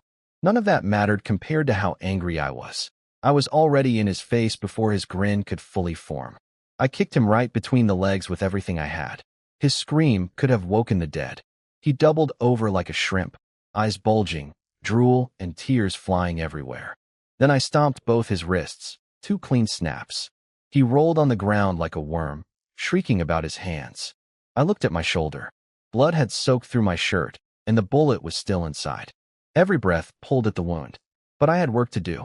I picked up both sleeve pistols, beautiful brass things with carved patterns. I pressed one against Chen Chong's forehead. He stopped screaming instantly and begged for his life, dropping his father's name again. I laughed. I wasn't going to kill him. He was too valuable as a hostage. Besides, the guns were empty. I moved to the carts. 7 or 8 of them, all covered in heavy cloth. I cracked open a box expecting gold or weapons. Instead, I found oil paper packages filled with black powder. I rubbed some between my fingers and smelled it. Gunpowder. Military grade, strictly controlled gunpowder. So that was Chen Wanjin's real business. Salt and iron were just the surface. Illegal gunpowder smuggling was where the real money came from. This was a death sentence offense. I activated my system storage. One touch per box, and they vanished into thin air.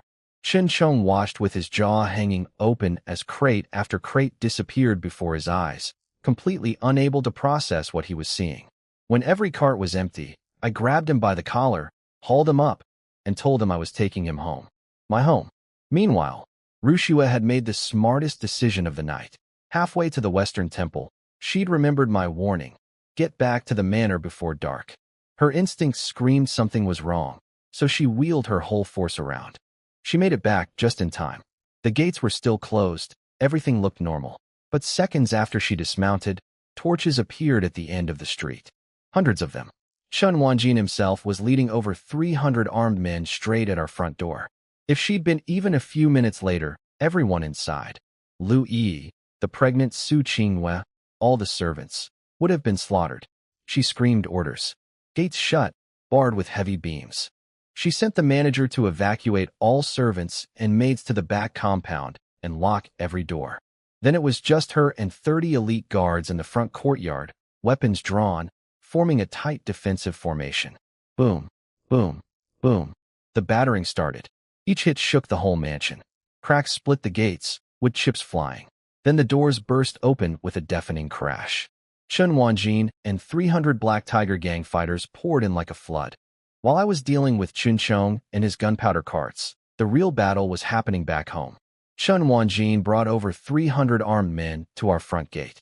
When he broke through and saw only Rushua and 30 guards standing in the courtyard, he laughed like a madman. To him, it looked like an empty bathhouse.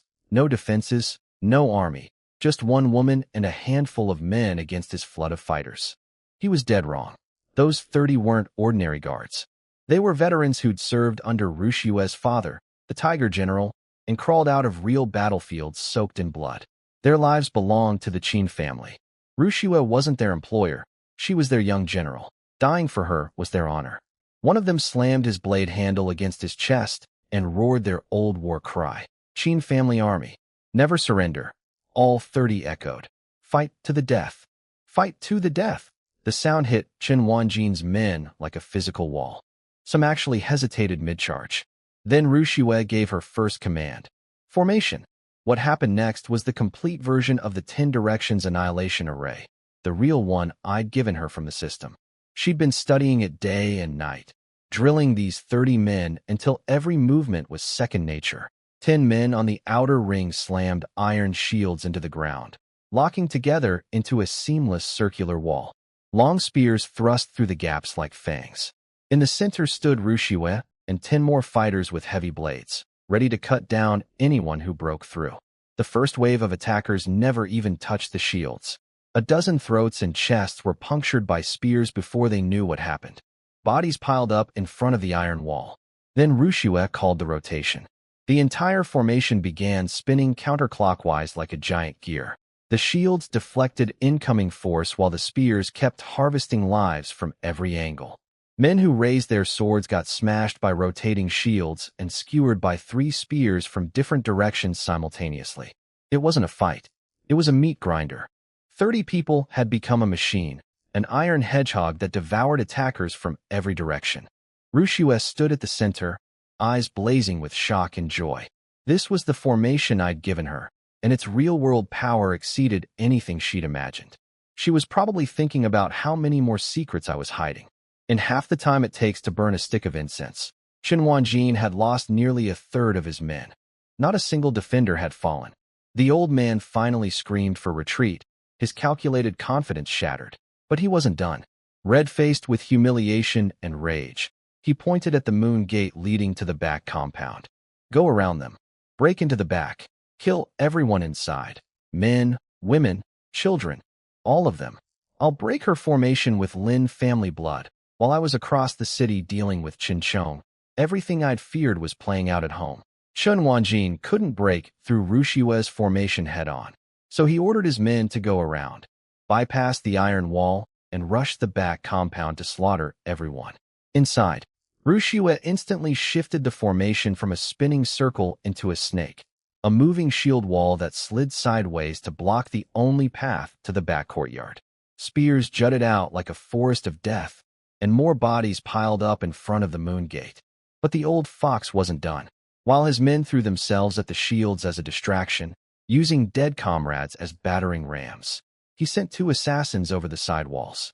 One thin as bamboo, one short as a pumpkin. Both silent killers with incredible agility.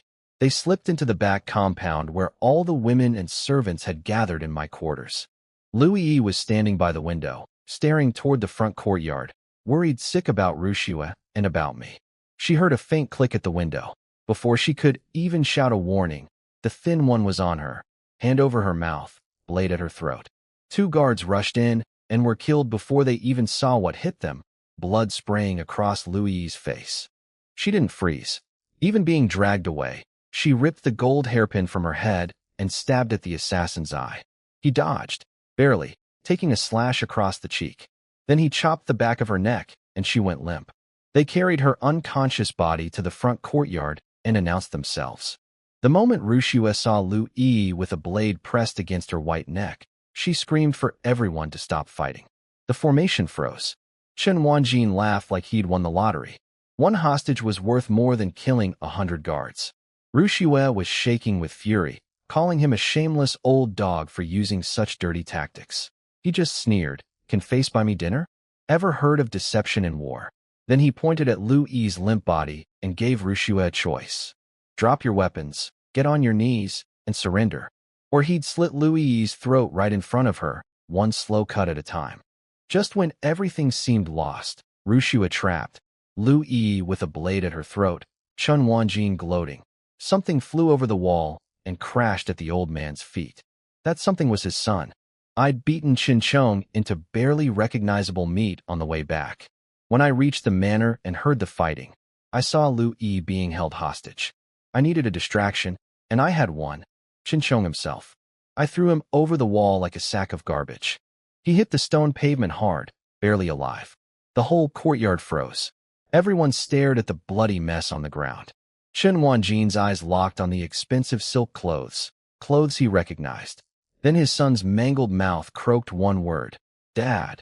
The old man's world shattered. His only son, his only heir, his entire legacy, gone. The area between Chun Chong's legs was destroyed. Even if he'd survived, the Chun bloodline was finished. While every eye was on that horror show, I dropped silently from the wall. Nobody saw me. I ghosted behind the 2 assassins holding Louis. I grabbed Bamboo Stick's own knife and drove it through his throat, in one side and out the other. Then I grabbed Pumpkin's head and twisted it backwards, both dead before they hit the ground. I caught Louis as she fell and carried her behind Rushua's formation. The guards closed ranks around us instantly. Qin Chong whispered, "Lin Mo," and died in his father's arms. Chen Wanjin went absolutely insane, screaming for his assassins to slit Louis's throat. But when he turned to look, both his killers were lying dead, and the hostage was safely behind the shield wall. I looked at him, didn't say a word, just looked at him with nothing in my eyes. That silence broke something in Rushua. Louis was her sister, her family, and this man had used her family as a bargaining chip. Formation change. Kill. The defensive snake formation exploded open. The shields split apart, and the blade fighters surged forward. No more defense. This was pure offense. 30 soldiers became a spinning blade of flesh and fury, tearing into the remaining gang members like a harvesting machine through wheat. No war cries. Just the wet thud of steel meeting flesh and the snap of breaking bones. It was rage made physical. Chen Wanjin watched his men fall and rose, the killing machine grinding closer and closer. He knew it was over. Retreat. Retreat. His surviving men stampeded toward the gate. But Rushua wasn't letting him go. She launched herself over the crowd like a red arrow, her sword screaming through the air. One horizontal slash. Both of Chen Wanjin's legs separated at the knees. He collapsed in a fountain of blood. She stood over him, sword aimed at his heart, ready to finish it. "Leave him alive," I said. She whipped around, eyes demanding to know why. I walked over to Chen Wanjin, looked down at the legless old man bleeding out on my courtyard stones, and smiled. Once I get what I want from him, then we kill him. That night, we blew the lid off Blackwind City. If buying the unwanted Dingbei Manor had made us a joke, wiping out the Black Tiger Gang in one night was like dropping a bomb into the city's powder keg. The news spread to every corner before sunrise. In the east, the Green Dragon Society's boss Li Qing was down in his slave mines, whipping a worker half to death when a messenger stumbled in with the news. He couldn't believe it. 300 armed men destroyed by 30 guards in a single evening? He slapped the messenger across the room. His entire philosophy was built on having more men and being more ruthless, and someone had just proven that formula wrong. He ordered his people to watch our manner closely. He wanted to know what we were really about. In the west, the White Wolf Stronghold's leader Helion Tual, a sharp-eyed half-blood with the cunning of both peoples, listened to the full report while polishing his curved blade. He found it fascinating. A sickly exile and 9 widows had killed the North District's old fox. He walked to his map, drew an X over the Black Tiger Gang's territory, and compared me to a fish that had muddied the entire pond. He sent his best investigators to dig up everything about me, Rushue, and those 30 guards, down to my underwear, as he put it. In the south, things got more interesting. The Red Phoenix Hall's leader was a woman called Feng Yang, late 20s, dangerously beautiful, draped in a red dress with a slit that left very little to imagination. She lounged on her couch, blowing smoke rings while her maid confirmed the news. She laughed like a cat watching mice fight. Chun Wanjin's Salt and Iron Empire had made everyone jealous for years, and now a kid had taken him down. Then she asked whether I was handsome. Her maid stammered that the rumors said I was exceptionally good-looking. That got her attention. She sat up, ordered a generous gift prepared, and told her maid to deliver it to our manor with an invitation. She wanted to have tea with me. The maid worried it was too soon to pick sides. Feng Yang tapped her forehead and corrected her. This wasn't picking sides. This was investing. Any man who could devour the Black Tiger Gang overnight was either a madman or a dragon. Either way, he was worth meeting personally. And she certainly wasn't going to let the Eastern Madman or the Western Wolf swallow this prize before she got her share. 3 major powers, all suddenly very interested in me. The game in Blackwind City had just gotten a whole lot bigger. I carried Louis back to her room.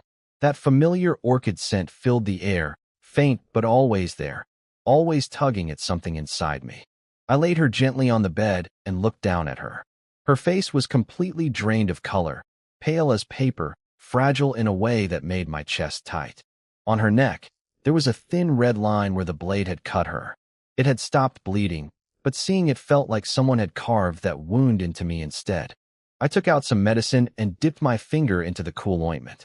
I bent down and started applying it to the cut as carefully as I could. I barely breathed, afraid of hurting her. Her skin under my fingertip was impossibly smooth, nothing like touching her through fabric. But even with how gentle I was, the sting of the medicine on the open wound made her body flinch. Her eyelashes trembled violently, and then her eyes opened. At first they were hazy, confused, still lost somewhere between sleep and waking. Then the memory hit her. Pure terror flooded those beautiful eyes. She screamed and shot upright, arms crossed over her chest, scrambling backward until her back hit the wall. She looked like a deer that had just heard a gunshot, shaking, cornered, ready to bolt. I raised both hands immediately. "It's me. Don't be scared." My voice cut through the panic. She focused on my face, and recognition slowly replaced the fear. But what came after was worse in some ways. The kind of deep, trembling relief that comes after you realize you almost died. Her lip quivered, and then she threw herself at me, wrapping her arms around me so tight it almost hurt. I could feel her whole body shaking against mine. She cried. Not loud, not dramatic. Just quiet, muffled sounds pressed into my chest. The kind of crying that comes from someone who held it together through the worst of it and can finally let go. I patted her back softly and told her it was over. Everything was fine now. It took a long time for the shaking to stop. When she finally pulled back, her eyes were still wet, looking up at me through a thin fog of tears. What happened? The Chen family? Is second sister okay? Even after everything, her first thought was about everyone else. Her voice was still trembling, soft and fragile. I wiped the tears from the corner of her eye and smiled. I told her Chen Wanjin was a legless dog locked in our woodshed. Rushue was handling the cleanup with the guards. Everyone else was safe. She had nothing to worry about. She let out a long breath and collapsed against me like someone had pulled every bone from her body. She went completely limp in my arms, soft as a willow branch with all the strength drained out. Her clothes were already messed up from the struggle earlier, and as she melted into me, The collar of her white dress slipped open a few inches. I caught a glimpse of smooth skin and curves that I definitely was not supposed to see right now. My breath caught for a second, but I reached over and gently fixed her collar, pulling it back into place. My fingertip accidentally grazed her collarbone. We both froze. A pink flush crept across her cheeks. She leaned against me quietly for a while. Then she tilted her head, those gorgeous eyes blinking at me, and a familiar little smirk appeared at the corner of her mouth. "So you carried me back again." I recognized this script immediately. Same lines as last time. "What else was I supposed to do?" I said, playing my part. "You were knocked out cold. Should I have left you lying in the courtyard?" She laughed. There were still tear tracks on her face, but her smile bloomed like a flower breaking through storm clouds, washing away all the darkness. "Well then, since you were so thoughtful, I suppose I should reward you." My eyes instinctively dropped to her chest area. Last time she said this, she pulled out construction blueprints. If this woman whipped out work documents right now, after we just survived a gang war, I was going to lose my mind. But no blueprints appeared. Instead, she leaned in close. Before I could react, something warm and impossibly soft pressed against my lips. It carried the scent of orchids and the faintest taste of salt from her tears. My brain stopped working. Soft, sweet, warm. The kiss was light, barely there, gone almost as soon as it arrived. "Third sister, you." A slender finger pressed against my lips before I could finish. Her face had turned deep red, the blush spreading down her neck. She moved her mouth close to my ear, her breath like warm silk. "Don't call me third sister," she whispered. "Call me wife." Something inside my skull snapped clean in half. This woman was already dangerously attractive, just sitting still. Every tiny movement she made could steal half a man's soul. But this deliberate, whispered invitation was like pouring hot oil onto white-hot iron. I grabbed her by the waist and pressed her down onto the bed. She gasped, eyes wide with shock, staring up at me. She had only meant to tease me a little, to show her feelings after surviving together. She never expected to set off an eruption. "Wait, I was just playing around." Her voice had shrunk to almost nothing. All her business queen confidence evaporated. She was looking everywhere except at me. I leaned down until my breath was hot against her skin. "Don't call me Little Ten," I said. "Call me husband." She shivered from head to toe, melting underneath me like snow in spring. Her eyes were swimming, lips parted, completely overwhelmed. "Be gentle," she whispered. The orchid fragrance in that room mixed with something far more primal, and the rest of the night belonged to us alone. The room still carried traces of heat from what had just happened.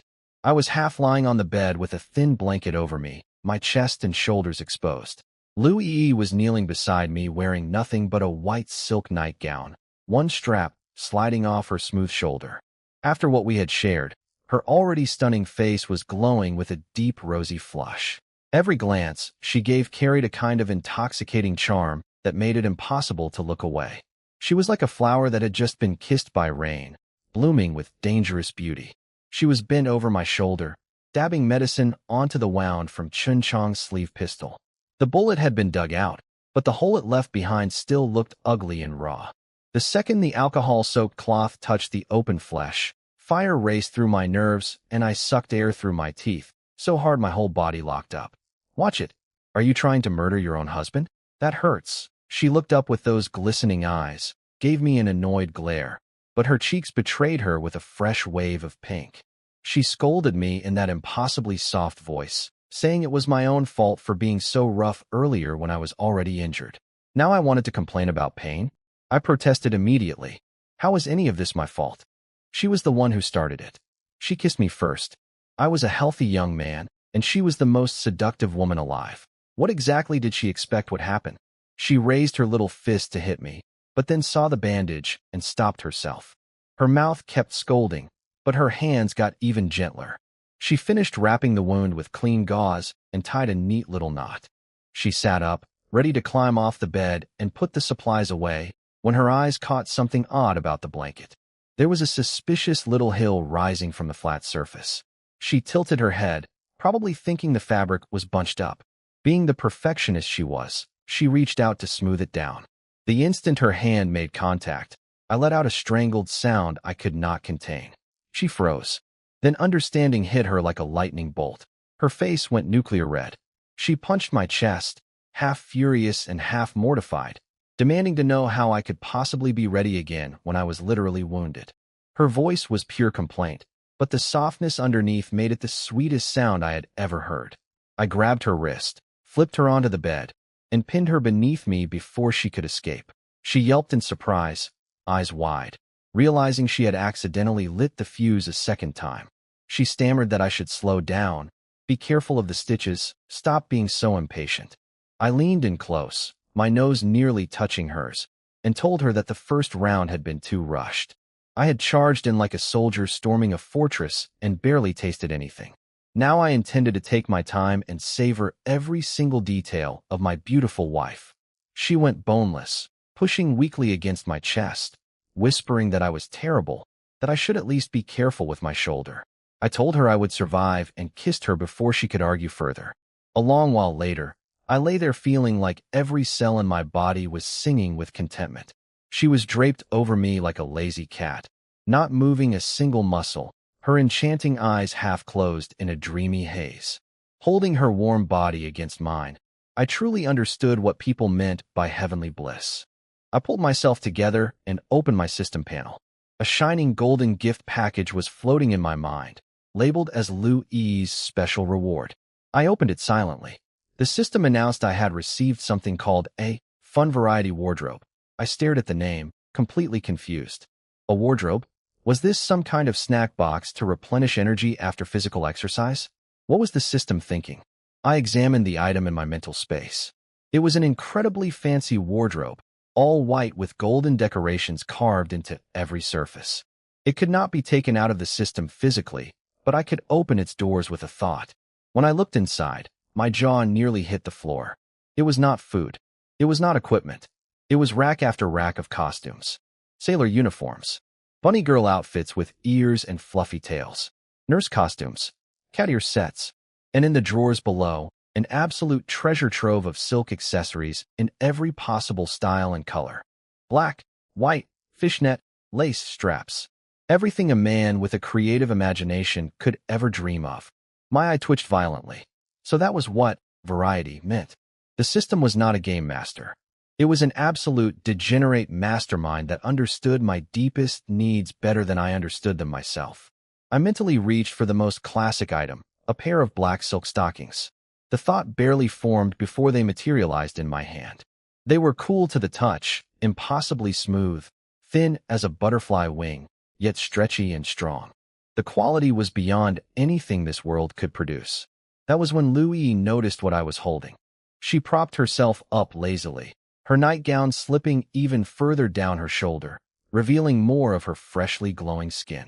She plucked the black silk from my fingers and ran them through her own hands, marveling at how smooth they felt. "What are these for?" she asked, looking up at me with those devastating innocent eyes. I looked at her perfect face, then at the weapon of mass destruction in her delicate fingers, and a magnificent plan formed in my head. I cleared my throat and put on my most serious scholarly expression. "You clearly do not recognize this," I began with grave authority. "This is an ancient divine artifact called the Absolute Territory Soul-Binding Stockings. Once worn, they cause all enemies within visual range to lose their minds completely, entering an uncontrollable frenzy of attack until they collapse from total exhaustion. It is an unstoppable weapon." She stared at me with the blankiest expression I had ever seen on a human face, two giant question marks practically floating above her head. Lu Yi stared at me with her head tilted, question marks practically floating above her. She had absolutely no idea what I was talking about. Absolute territory? Soul binding? These concepts did not exist in her world, and my deadpan delivery only made her more confused. I looked at her innocent, clueless expression and felt my smile grow wider. This was too perfect. "Don't worry if you don't understand," I said, keeping my voice smooth and authoritative. "Your husband will personally demonstrate." Before she could react, I took the black silk from her hands. My other hand found her leg, long, smooth, warm as jade. She flinched and tried to pull away, but I held firm and told her to stay still while I showed her how the ancient artifact worked. I slipped the opening over her delicate toes and began rolling it upward. Slowly, inch by inch, The thin black fabric climbed past her ankle, over her round calf, across her knee, and continued higher. The contrast between the deep black silk and her snow-white skin created something so visually devastating that my brain nearly short-circuited. The smooth, elastic texture under my fingertips made my hands tremble slightly. I had to remind myself to breathe. When the stocking was finally in place, perfectly hugging every curve of her leg, I sat back and tried to maintain my composure. She lifted her leg curiously, turning it in the candlelight to examine the effect. The thin black layer made her leg look like it was wrapped in liquid shadow, mysterious, elegant, and absolutely lethal. "It doesn't feel that special," she said, blinking those big innocent eyes at me, completely unaware that she had just become the most dangerous weapon in the known universe. Without the stockings, I could resist her through sheer willpower. Barely. But this version of her, black silk clinging to those perfect legs, looking up at me with that mixture of purity and natural seduction, was beyond anything my self-control could handle. I let out something between a growl and a howl and launched myself at her like a starving wolf. She squealed, but there was no escape. The ancient artifact had claimed its first victim, and that victim was absolutely me. The next morning, the sun was already high when I finally woke up. My body felt like I had run a marathon while carrying a boulder on my back. My lower back was a little sore. Just a little. Maybe more than a little. I shifted slightly and felt her warm softness pressed against me. Louis was tangled around me like a vine, sleeping deeply. Her face, already capable of toppling kingdoms on a normal day, now radiated an almost supernatural glow after being thoroughly loved. Every inch of her skin looked dewy and luminous. Her slightly swollen red lips curved upward even in sleep, begging to be kissed. I leaned down and stole a quick peck. Her lashes fluttered, and she opened her eyes. The moment she saw me, a sweet smile bloomed across her face, and she stretched up to kiss me back. "Good morning, husband." Those two words in her sleepy, husky voice nearly undid me all over again. I cleared my throat and asked how my performance had been last night. Was the ancient artifact powerful enough? The second I mentioned it, memories of last night flooded her face with crimson. She remembered everything. The stockings still on her legs, the madness that followed. "This is all your fault," she cried, punching my chest lightly. "What enemy loses their mind? You were the one who went crazy." "Big liar." I grinned shamelessly and pointed out that it was hardly my fault she looked that devastating in them. Besides, who was the one clinging to me last night, crying out for more? She bit my shoulder in retaliation, leaving a very visible teeth mark, and declared she was never speaking to me again. We both knew that would last about 30 seconds. Right on cue, heavy knocking exploded against the bedroom door. "Linimo, third sister, are you awake?" Something huge happened. It was Rushue's voice, sounding urgent but also strangely excited. Louis nearly jumped out of her skin. She scrambled off me and started frantically searching for clothes to throw on. I stayed calm, called out that the door was open, and asked what was so urgent. Rushua burst in like a tornado. Her gorgeous face lit up with shock and wild joy. She locked eyes with me and started talking at machine gun speed, so excited her voice was shaking. "We might have just hit the jackpot?" I was confused. Hit the jackpot how? Did she find money on the street? Then she noticed the state of the room. The wrecked bed. The lingering scent in the air. Louis desperately trying to dress herself with a face red enough to cook eggs on. And me sitting there shirtless with a bandaged shoulder. Even Rushua, who could be dense about these things, connected the dots instantly. "You too." "You." Louis wanted to melt into the floor. She stammered something about explaining. I stood up, completely unbothered, and said there was nothing to explain. A man sleeping with his own wife was perfectly natural and required zero justification. Louis's face somehow got even redder. Rushua's expression tightened for a second, a flash of jealousy she could not quite hide, but she recovered with trademark stubbornness. "Who cares about you two sleeping together? It's not like I haven't had a taste myself." I stumbled so hard I almost face-planted. Had a taste? What kind of savage words were these? Right in front of Louis? Was this woman insane? I felt Louis's gaze drilling into my back like two needles. Her quiet voice drifted from behind me, asking Rushua exactly what she meant by taste. Disaster incoming. I coughed violently and loudly, physically dragging the conversation back to safe ground.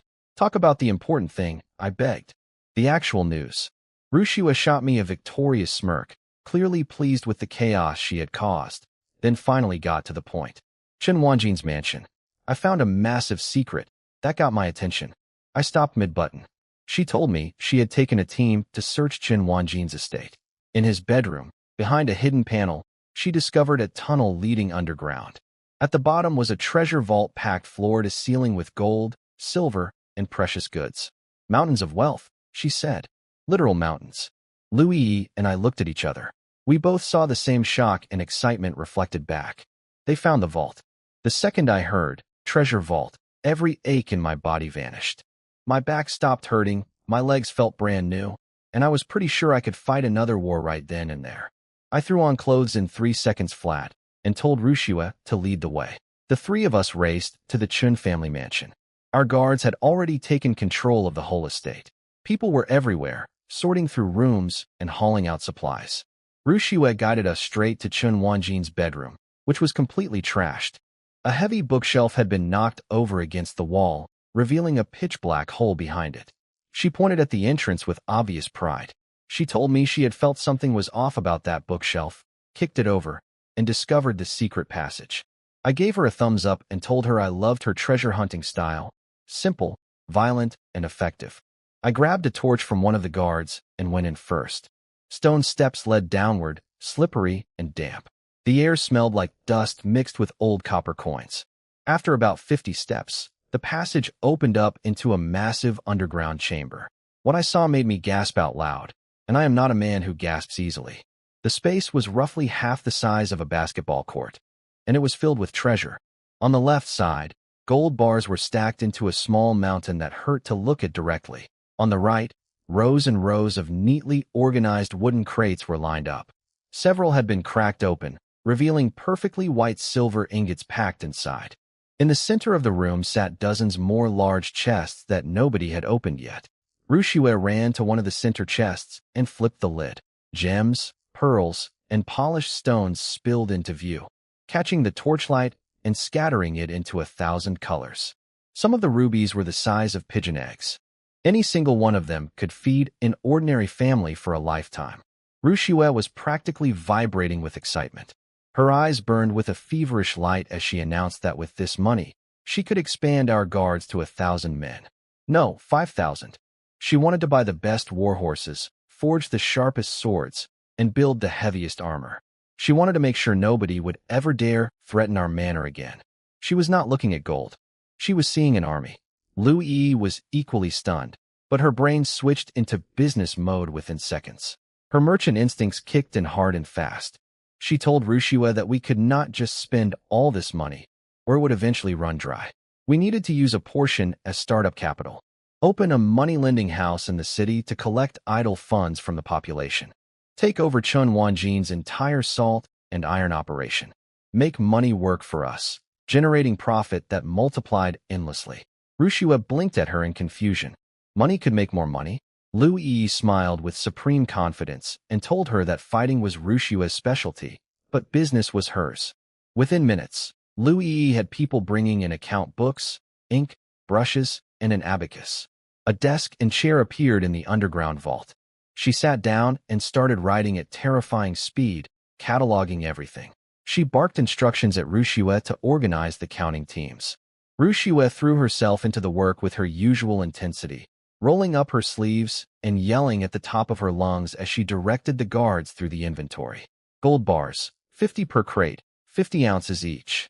Silver ingots, 500 per sack. Someone weigh them. One of the guards found a glowing pearl the size of a fist, and Rushua squealed with delight.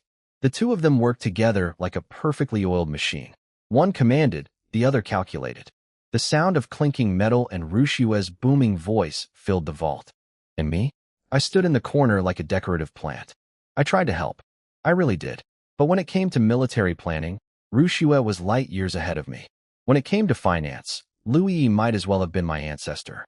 I was completely useless in this situation, a mascot with no function whatsoever. I suggested maybe we should take a break, get some breakfast, since none of us had eaten anything all morning. Both women snapped, No, without even looking up, perfectly synchronized in their rejection. I rubbed my nose awkwardly. Fine then. I told them their humble servant would excuse himself while the two bosses continued their important work. Neither of them acknowledged my departure. I slipped out of the Chun mansion feeling like a discarded accessory. But I had my own business to handle. I walked back to our manor and headed to the storage shed in the back courtyard. The moment I pushed open the door, the stench of blood hit me in the face like a fist. Chen Wanjin was tied up on a pile of straw like a broken dog. Both legs were severed at the knees, wrapped in dirty rags soaked through with dark blood. The straw underneath him was stained brown and red. He heard the door creak and struggled to lift his head. When he recognized me, pure hatred exploded across his face. He screamed my name and thrashed on the ground, trying to lunge at me, but only managing to flop around pitifully. He called me an animal. He screamed about his dead son, his severed legs. He swore my whole family would pay. I watched him rage until he ran out of breath. Then I crouched down beside him and spoke quietly. I told him he had it backwards. I was not the one who killed his son. He killed his own son. If he had not sent armed thugs to threaten my salt field, his boy would still be alive and drinking in some pleasure house. If he had not tried to slaughter my family and use my people as hostages, I would never have thrown his son off a wall. Every word landed like a needle in his most painful spot. His screaming stopped dead. He knew I was right, even if his hatred refused to let him admit it. He told me to stop wasting words. Kill him or cut him up however I wanted. Whatever I was trying to get from him, he would never give it. He had figured out that I kept him alive because I needed something, and he had decided that whatever it was, he would rather die than hand it over. He wanted me to fail. He wanted me to live with the frustration of getting nothing from him. I looked at his defiant, hateful eyes and smiled. I ignored Chun Wanjin's screaming and calmly dragged the broken table and chair in front of him. I set out paper, ink, and a brush, nice and neat. Then I grabbed him by the collar and dropped him onto the chair. The impact on his severed legs made him shudder with pain, but his cloudy eyes stayed locked on me, full of confusion and suspicion. I tapped the blank paper with one finger and told him to write a transfer contract for his salt license. He would state that Chun Wanjin voluntarily and unconditionally transferred all salt trading rights in Black Wind City to Lin Mo. Once he finished writing, he could leave alive. The moment I said, salt license, his face went through a wild transformation. First shock, then something clicking behind his eyes, and finally an explosion of insane laughter. He threw his head back and howled until tears and snot streamed down his face. His body convulsed against the table so hard that his leg wounds tore open again, fresh blood soaking through the dirty bandages. He screamed that he finally understood everything. We did not have a salt license. Without one, every grain of salt our field produced was worthless white dirt. If we dared sell even a single ounce, the government would raid our home and wipe out our entire family. He laughed and laughed, thrilled that he had found our fatal weakness. He told me to kill him right now. He was absolutely certain I would not dare, because the second he died, the location of his salt and iron licenses would die with him. He wanted me to kneel. He wanted me to beg. He wanted to drag me down into ruin alongside him as his final act of revenge. He sat there with his chin raised high, looking like a martyr ready for death, completely convinced he had won. I looked at him and smiled. Not an angry smile or a frustrated one. Just a calm, quiet smile that seemed to unsettle him more than any threat could have. I said one word. Fine. Then I told him I would send him on his way. Between my fingers, a small piece of paper appeared from thin air. It shimmered with a faint golden light, as if liquid gold was flowing through its surface. The talisman caught fire on its own, without wind or flame, and dissolved into a thin wisp of blue smoke. That smoke shot straight into the space between Chun Wanjin's eyebrows and vanished. He was still sneering, mocking me for trying to scare him with supernatural tricks. He boasted that he had seen everything in his life, and some parlor magic was not going to change his mind. I ignored his noise completely. I looked directly into his eyes and spoke clearly, one word at a time. Tell me where the salt license and the iron license are. What happened next was deeply unsettling, even for me. His sneer froze on his face like someone had pressed pause on his entire body. The hatred and madness in his eyes started flickering violently, as though two forces were battling for control inside his skull. His body began shaking uncontrollably. His teeth chattered so hard I could hear them grinding. Sweat poured down his face in rivers. Then the struggle faded. His eyes went empty, hollow, like someone had reached inside his head and pulled out every emotion, every thought, every shred of willpower. What was left was a shell, a puppet with no strings. His voice came out dry and mechanical, completely devoid of the fury that had been burning in it seconds ago. My salt license and iron license are in the Chun family ancestral hall, behind the plaque that reads, "Wealth flows in." My personal seal is on the third shelf of the bookcase, inside a black wooden box. He spilled everything. Every last secret he had sworn to take to his grave, spoken in a flat monotone like he was reading from a shopping list. I smiled with deep satisfaction. I stood up and pushed the paper and brush in front of him. I told him to write transfer contracts for the salt and iron licenses, plus every piece of property, every shop, and every business registered under his name. Write it all. Then stamp each page with his thumbprint. He picked up the brush without a moment of hesitation. He dipped it in ink and began writing in careful, neat strokes, page after page after page. His hand moved steadily, mechanically, filling document after document with the precise legal language needed to sign away his entire empire. After what felt like a very long time, Chen Wanjin suddenly jolted. His blank eyes snapped back into focus. He looked around the room in confusion, then down at the table. A thick stack of papers covered in his own handwriting stared back at him. Every page bore his bright red thumbprint. Transfer contracts, property deeds, business agreements, all signed, all sealed, all handing everything he owned to me. The color drained from his face so fast I thought he might faint. "What did you do to me?"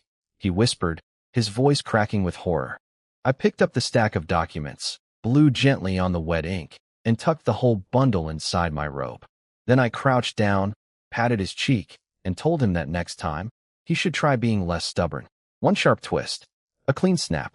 He slumped forward and went still. Walking out of that shed, I felt deeply content. Salt license, iron license, every property, every business, all mine now. And I had zero intention of managing any of it myself. That was what Lu Yi was for. Picturing her commanding a commercial empire while looking impossibly beautiful made me grin like an idiot. I headed toward the Chun family ancestral hall to collect the actual licenses, but I barely made it a few steps before a massive explosion rocked the entire manor from the back courtyard. My smile vanished instantly. My body moved before my brain caught up, sprinting toward the sound. The closer I got, the stronger the burnt chemical smell became. The blast had come from a small courtyard called Curiosity Pavilion, where my fourth and fifth sisters-in-law lived. Half the roof was gone. Walls were scorched black. Strange metal parts and shattered wood covered the ground, while thick smoke billowed from the wreckage. My heart was hammering when a pile of burnt debris shifted and a small figure crawled out. She was covered head to toe in ash and soot, her hair standing straight up in every direction like a bird's nest that had been struck by lightning. Her face was completely black except for two enormous eyes that gleamed with alarming brightness. Those eyes held zero fear. Instead, they sparkled with the unmistakable excitement of someone whose experiment had just worked. It was fourth sister-in-law, Gulinger. She spotted me standing frozen at the gate. Her bright eyes blinked twice, then the excitement drained away at remarkable speed.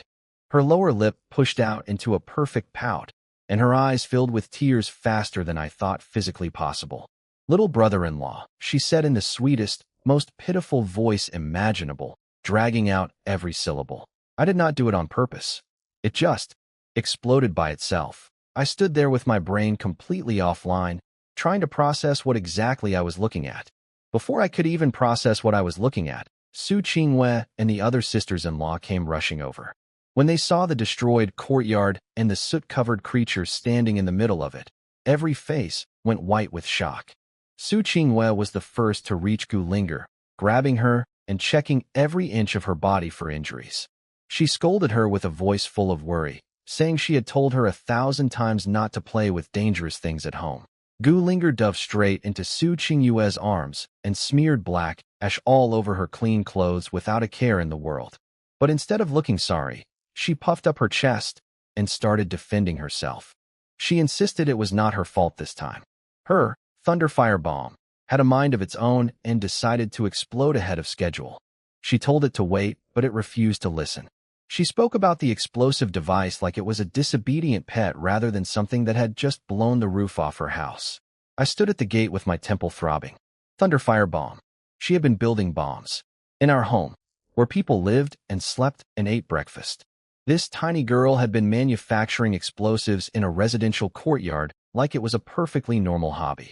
Then a second voice came running in, soft and sweet, and trembling on the edge of tears.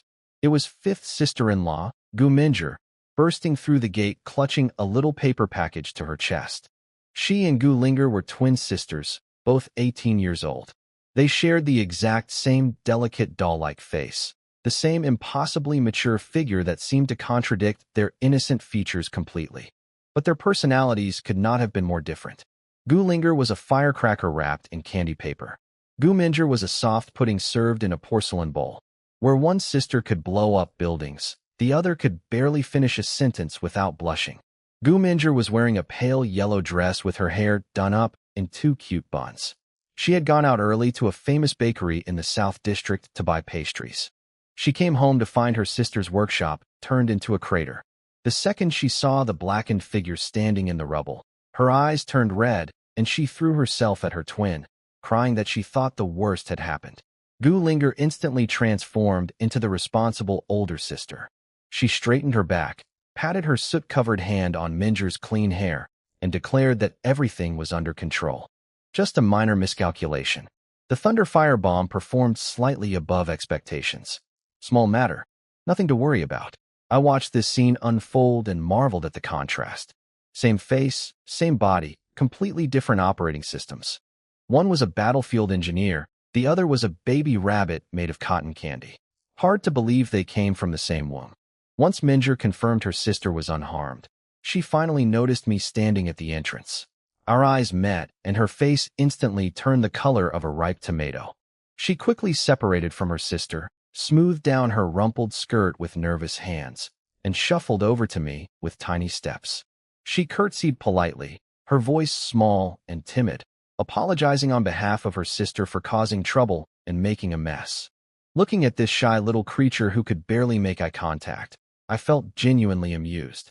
One twin could punch a hole in the sky. The other struggled to talk to people. Life really had a sense of humor. I smiled warmly and told her not to worry about it. Nobody got hurt, and walls could always be rebuilt. Then I looked past her toward the still-smoking ruins and asked Gu Linger directly what her Thunderfire bomb actually was and why it packed such enormous power. That question was like flipping a switch. Her eyes exploded with starlight. She abandoned all pretense of guilt and charged at me, launching into a passionate lecture about her invention. She explained how she had purified the saltpeter, added 3 different boosting agents, and compressed everything into iron molds. The principle was instantaneous energy release, creating massive shockwaves and extreme heat. She made a big expanding gesture with her hands and yelled the sound effect out loud. She told me this explosion was just an accident. Her real goal was precise control over blast radius and destructive power. She had already named different versions of her creations. A long-range model called Flying Fire Meteor Enhanced Edition. A siege weapon called Immovable King Ultimate Edition designed to blow open city gates. And something she was still designing called Buddha's Wrath Fire Lotus Premium Edition. My eye was twitching uncontrollably, but my brain was racing even faster. This was not just a girl playing with firecrackers. This was a weapons engineer. If her inventions could be refined and deployed on an actual battlefield, the military applications would be absolutely terrifying. I found myself getting genuinely excited listening to her technical explanations. We were deep in what felt like an academic conference on explosives when a pale hand reached in and grabbed Gu Linger's ear with surgical precision. Su Qinghua had reached her limit. The gentle, elegant first wife was standing there with her eyebrows practically touching the sky, fury radiating from every pore. She dragged Gu Linger away by the ear while the girl howled about the pain and begged to stay, desperately shouting over her shoulder that she had not finished telling me about her 10,000 Buddhas ascending to heaven project. The other sisters-in-law followed, clucking about how dangerous her experiments were, how she had already blown up the kitchen once before, and how she kept scaring poor Minjer half to death. Within seconds, the ruined courtyard was empty and silent. Just me and Gu Minjer, standing alone in the smoke-tinged air. The moment she realized we were by ourselves, her face caught fire again. Her heart was practically visible through her chest, beating like a trapped rabbit. She looked down at the paper package she had been protecting through all the chaos. Then, with the desperate courage of someone jumping off a cliff, she shoved it into my hands. Her voice came out barely above a whisper. She told me it was from the best bakery in town, their new osmanthus flour sugar cake, and that it was really delicious. Before I could say a single word, she grabbed her skirt, spun around, and sprinted away after her sisters like a wisp of shy smoke vanishing around the corner. I looked down at the little package still warm from her body heat and shook my head with a smile. I untied the string and opened it. Inside were several delicate cakes shaped like plum blossoms, dusted with dried osmanthus flowers, giving off a gentle sweetness that was not overpowering. I popped one into my mouth. It melted instantly. Soft, sticky rice and fragrant osmanthus bloomed across my tongue together. When I woke up from my nap on Louis's couch, the smell of dinner had pulled me out of sleep. But the moment I stepped through the door, I saw her sitting at the table with her shoulders shaking violently. In her trembling hands was a piece of paper, soaked through with tears. All the sleep drained out of me in an instant. I walked over and looked at the woman who normally teased me with playful smiles and clever words. The woman who ran a construction site like a general and negotiated prices like a shark. That woman was crying like a child who had been thrown away by the entire world. I asked her what happened. She lifted her face, streaked with tears, and gave me the most broken smile I had ever seen. "Am I useless?" she whispered. I did not answer. I just reached over and gently pulled the letter from her fingers. It was from the Liu family. Her family. The paper was expensive, the kind only wealthy people in the capital used. But the words written on it were the cheapest, cruelest things I had ever read.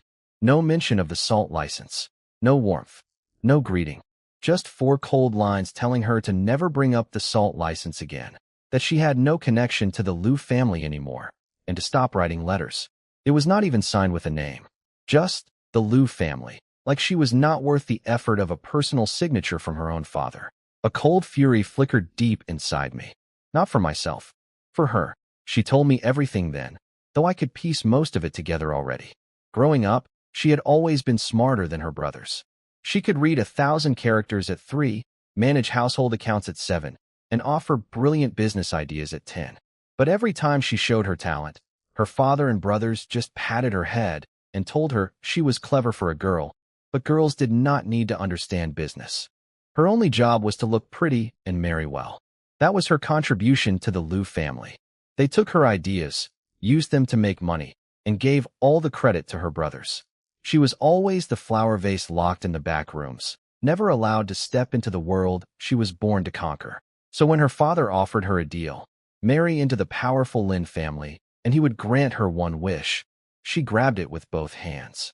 She planned to use that wish to open her own trading company in the capital. The jade pendant was her proof of the agreement. She had gambled her entire future on that promise. She thought it was a test. She thought her father was finally recognizing her ability. It was all a lie. From the very beginning, she was nothing but merchandise. A beautiful, breathing piece of goods to be traded for political advantage. When the Lin family was powerful, she was a useful bargaining chip. When we were exiled and ruined, she became a liability to be discarded immediately. The promise, the jade pendant, the wish, all worthless.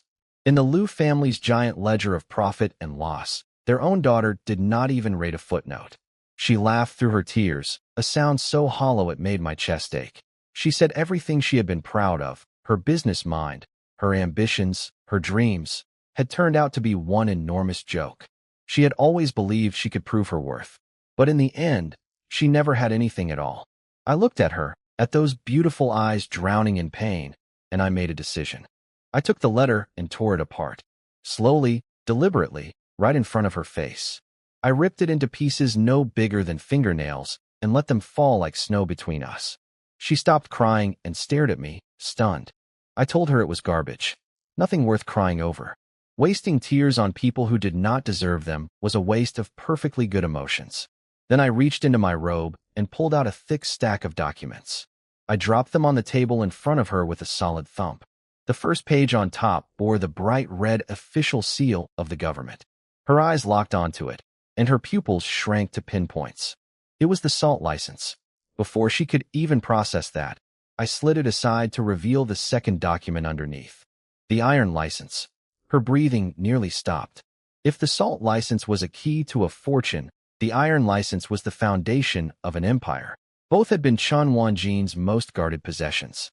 Both were now mine. But I was not finished. From the same stack, I pulled out sheet after sheet. Land deeds, property titles, business transfer papers, salt fields, iron mines, money-lending houses, pawn shops, restaurants, fabric stores, nearly every business in the entire North District of Blackwind City. Each one signed by Chen Wanjin himself, stamped with his thumbprint, transferring full ownership to me. Louis's mind had completely shut down. Her heart was pounding so hard I could practically hear it bouncing off the walls. She looked like someone who had been drowning and suddenly found solid ground under her feet. I gathered all the documents together and pushed the entire pile across the table to her. I told her that from today, everything that used to belong to the Chun family now belonged to the Lin family. And all of it was hers to manage. However she wanted to run things, whatever she wanted to build, I would back her completely. Open banks, create monopolies, take over the entire city's economy. I did not care. Her dream was my priority. Then I said the words I knew she needed to hear more than anything else in her life. The Liu family would not give you a chance. I will. They did not want you. I do. Something exploded behind her eyes. Not sadness this time. Something bright and fierce and uncontainable. Every wall she had built around herself, every careful layer of composure and calculation, crumbled to dust in that single moment. She launched herself into my arms so hard I almost fell over. Then her lips crashed into mine, wet with tears, desperate and clumsy and burning with everything she had kept locked inside for years. She held on to me like I was the only solid thing left in her universe, squeezing so tight I thought she might actually try to merge into my body. I tried to suggest we eat dinner first since I was starving and running on empty. She cut me off before I could finish the sentence. Her voice was muffled against my chest, fierce and absolute. I don't want dinner. I want you. After everything calmed down, Louis lay curled up against me like a satisfied cat. Her silk nightgown had not survived our earlier activities and was scattered somewhere across the room in pieces. She pressed her bare body against mine without any shyness left, sharing warmth and heartbeats. Even though her body was completely content, she would not let go of me. In the span of one evening, she had gone from the absolute bottom of despair to being held in my arms like the most precious thing in the world. I think she finally felt like she had found where she belonged. She whispered my name in that husky, rain-soaked voice that could make a man's bones dissolve. I stroked her smooth back gently while she talked. She told me that her whole life, she had been trying to prove herself to the Liu family. She wanted to show them she was smarter than all her brothers combined. She wanted them to see that her value went far beyond her face and her body. But now, she said, she did not care about proving anything to them anymore. I asked her why. She lifted her head and looked at me with those flower petal eyes, still glistening from earlier tears, but now burning with something fierce and bright, like they contained an entire galaxy. Because you can see me, she said. My ambition, my frustration, my ability. You see all of it. And you are willing to be crazy alongside me. That is enough. She kissed my chest softly, with a tenderness that felt almost sacred, and told me that from now on, her ambition would burn for me alone. She would build a business empire so strong that nobody could ever take it away or break it apart. She asked if that was okay. Looking at the stars in her eyes, my heart swelled. I kissed her forehead and called her my money goddess. She pouted and told me to call her wife instead. So I did. Once she settled back into my arms, I quietly slipped into my system.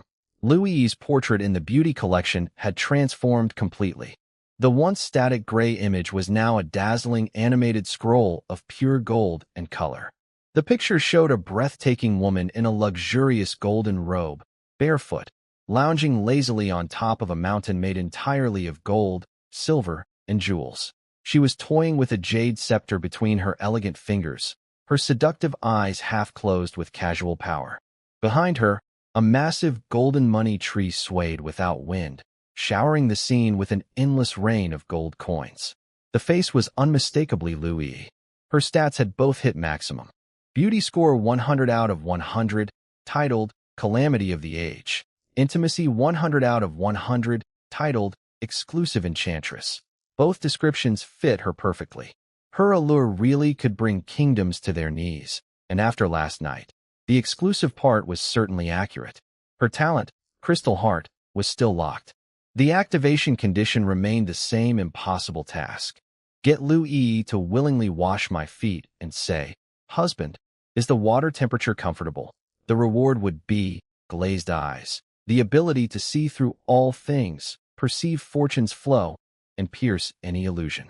Absolutely game-changing, but the task still seemed suicidal. Then the golden money tree on the scroll blazed with light. 2 shining gift packages formed at its branches and floated down with musical chimes. I opened both immediately. The first reward was called the Harmony Mirror. It came as a pair. Whoever held the main mirror could see and hear everything happening around the secondary mirror, regardless of distance or obstacles. Basically a remote surveillance system. My mind started racing with possibilities. Give it to Lu Yi, and she could monitor every shop in the city from our manor. Give it to Rushua, and she could coordinate guards on missions in real time. Or I could use it to watch my sisters-in-law while they were bathing. No, absolutely not. Bad thought. Very bad. I was a respectable man with healthy boundaries. Mostly. The second reward was even more exciting. A 1,000 Faces Mask. A one-time use item that could perfectly copy the appearance, voice, body shape, and even clothing of anyone I had personally seen before. The disguise lasted 1 hour. The strategic value was enormous. I could infiltrate enemy territory by turning into one of their own people. I could impersonate a rival and destroy their reputation from the inside. I could even turn into Gulinger and steal her twin sister's hidden snacks, then watch the chaos unfold when Minger blamed the wrong sister. Or I could transform into Lu Yi and invite all the other sisters-in-law to a hot spring trip together. Then when everyone was relaxed and comfortable, I would just happen to be there observing the beautiful scenery from a very convenient angle. I was grinning like an absolute idiot when a soft laugh broke through my fantasies. Lu Yi poked my cheek with her cool finger and asked what I was smiling about so stupidly.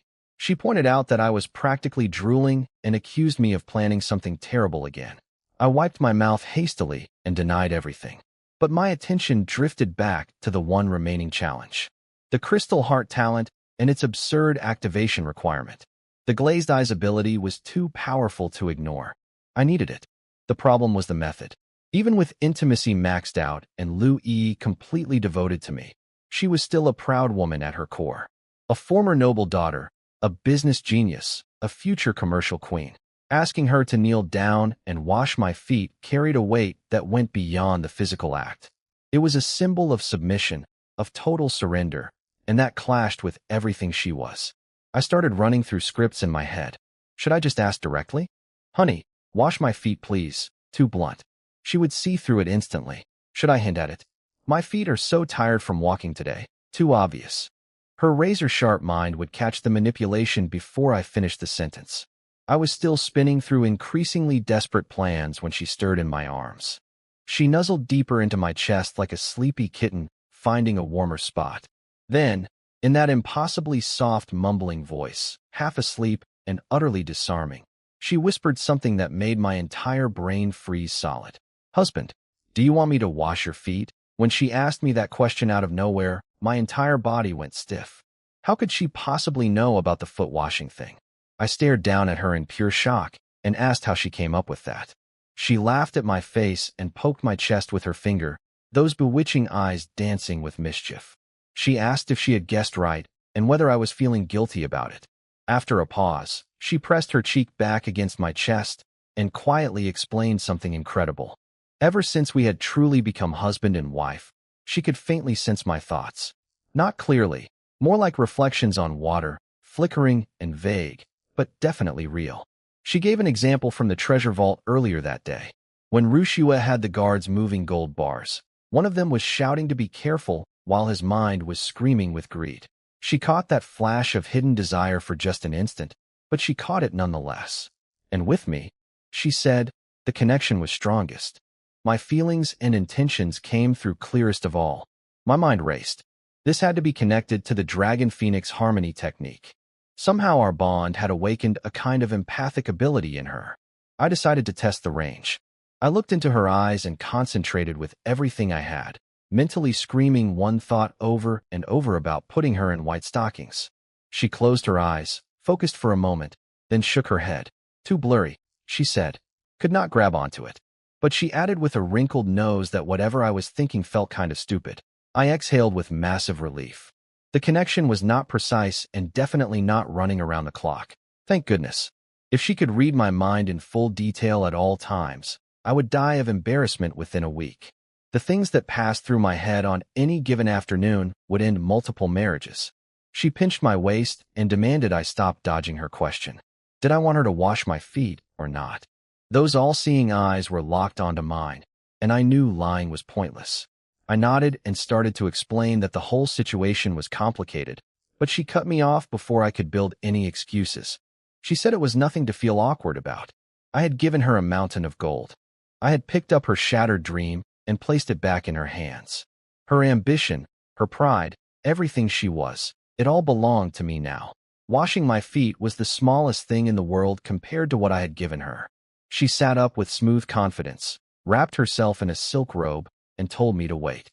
She said if I wanted it, she would wash my feet every single day from now on. Then she walked out to order hot water from the maids. Minutes later, a steaming wooden basin was brought in. She dismissed the servants and knelt down beside it herself, dipping her delicate hands into the water to test the temperature. In the warm candlelight, her profile was so beautiful and so focused that the image burned itself permanently into my memory. This woman who commanded construction crews and slashed supplier prices without blinking was now adjusting bathwater for my feet with the tender care of the gentlest wife imaginable. I sat on the edge of the bed watching her, and something hot and overwhelming rose in my chest. I could not name the emotion exactly.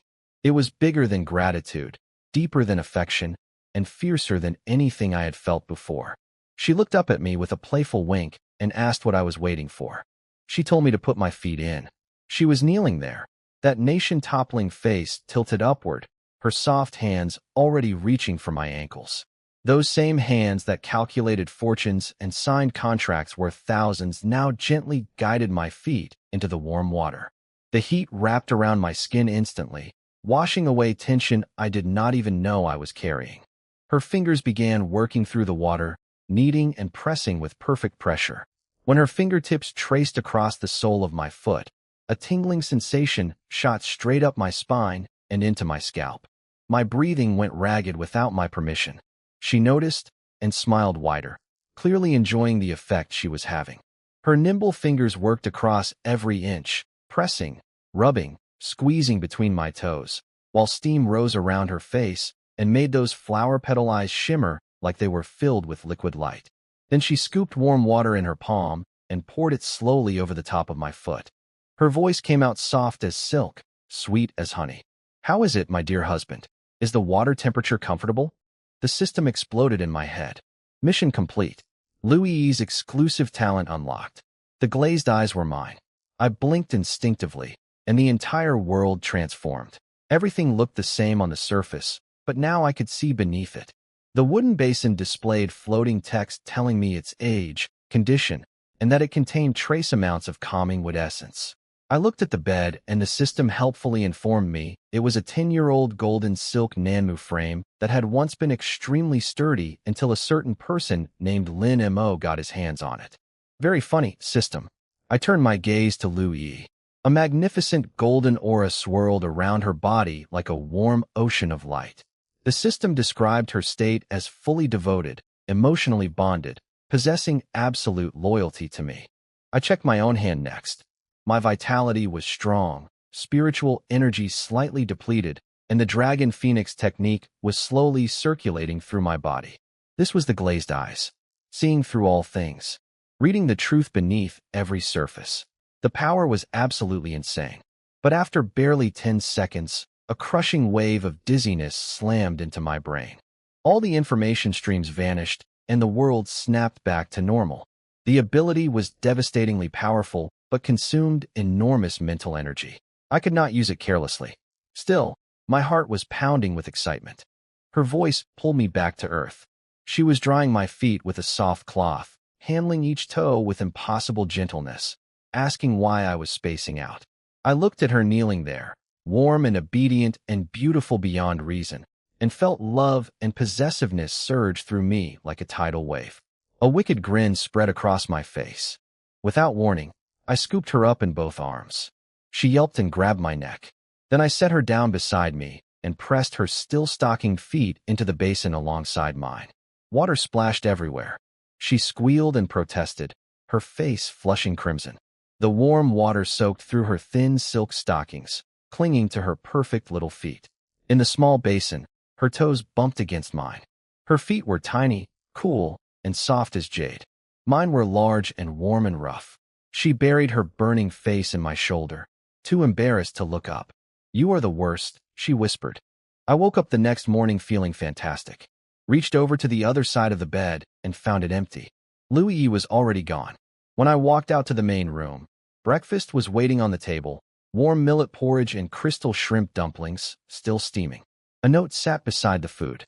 She wrote that the Chun family's business empire was a massive mess that needed immediate attention.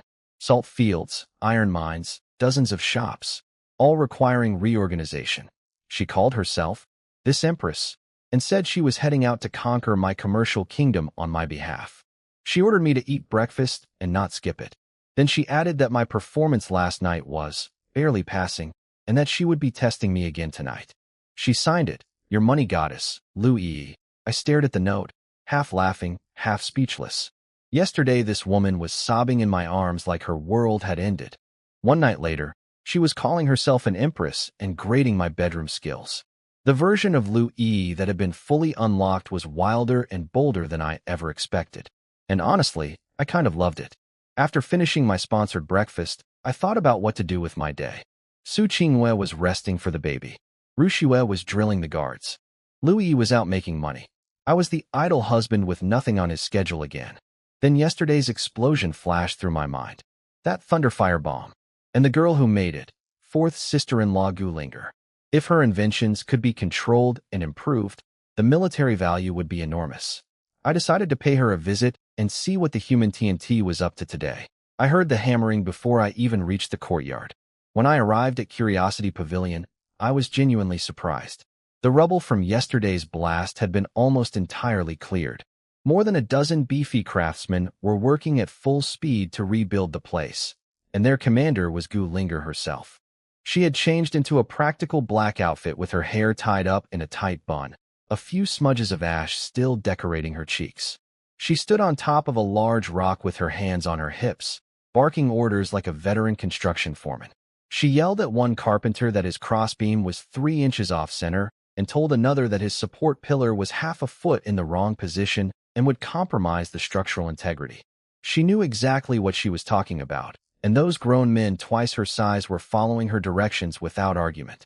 On the opposite side of the courtyard, the scene could not have been more different. Fifth sister-in-law Guminger had set up a little table with tea and delicate pastries. She was wearing a soft pink dress with a simple cloth apron tied at her waist, which somehow made her curves even more noticeable. She was gently handing a cup of tea to a sweating craftsman, her voice so sweet and tender that the weathered old man turned bright red and stammered his thanks like a shy teenager. Fire and ice. Chaos and calm. Same face, opposite universes. Gulinger spotted me first. Her eyes lit up like someone had plugged her into an electrical outlet. She leaped off her rock, sprinted over, and shoved a crumpled blueprint in my face before I could even say hello. She had redesigned the entire courtyard. The underground cellar was now 3 times deeper, with reinforced stone walls and a new shock absorption system she had invented. She guaranteed that even if her Buddha's Wrath Fire Lotus detonated inside, the building would not move an inch. My eye twitched. She was still thinking about that thing. I told her this was not a house renovation. It was a weapons bunker. She tilted her head innocently and asked what a weapons bunker was, adding that it sounded really cool. A shy little voice called out from behind. Guminger had noticed me too, and her face went instantly crimson. She scurried over with tiny steps, curtsied politely, and then tugged on her sister's sleeve. whispering that she should stop showing me explosive designs the day after blowing up their home. Gulinger puffed out her chest and declared it was not causing trouble. It was the relentless pursuit of technical excellence. Minger ignored her completely. She pulled out a plate of fresh green bean cakes from a little bamboo basket and held them out to me with trembling hands. Her voice was so quiet and nervous I had to lean in to hear her say she had made them herself and hoped I would try one. I smiled and took the plate, deliberately brushing my fingertips across the back of her warm hand as I did. Her system intimacy ticked up 2 points. She flinched like she had been shocked, yanked her hand back, and turned so red I thought she might actually catch fire. But the tiniest smile crept onto her lips, and 2 small dimples appeared on her cheeks. The cake was delicious, light, sweet, perfectly smooth. I told her so, and she nearly melted into the ground from happiness. Gulinger had zero patience for this romantic scene. She snatched the plate out of my hands and shoved it back at her sister, then slapped an even more complicated blueprint against my face. She launched into a breathless explanation of her 10,000 Buddhas ascending concept, a device that could rapid-fire over 100 mini Thunderfire bombs in a single burst. She wanted to load exactly 108 of them. I cut her off before she reached the part where she probably designed an orbital cannon. My scalp was tingling. This girl needed boundaries, but she also needed resources. I asked her where she got her gunpowder ingredients. Her eyes blazed even brighter.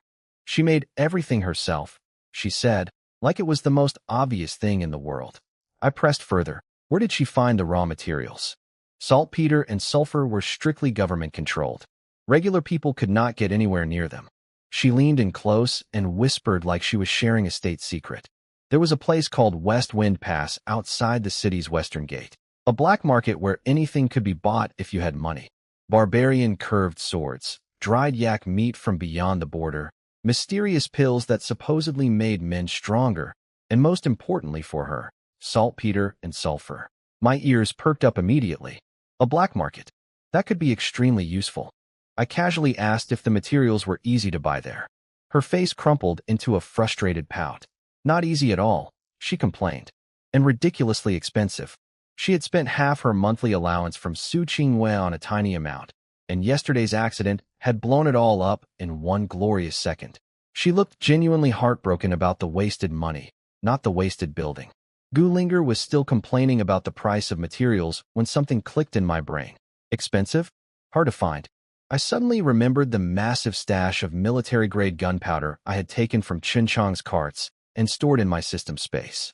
At the time, I thought it was just dangerous contraband.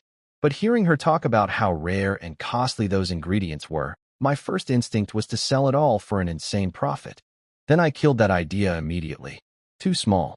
I was not some street dealer anymore. I held the salt and iron licenses. I had a mountain of gold. Louis was out there building a commercial empire for me right now. Selling raw gunpowder for quick cash was thinking like a peddler when I needed to think like a king. My eyes drifted back to Gulinger, who was still chattering away about her materials being too expensive, and a much bigger idea started forming. Forget selling the powder. What if I gave it all to this girl instead? What if every wild design she had been rambling about could actually be built? The Thunderfire bombs, the flying fire meteors, the city gate-destroying weapons.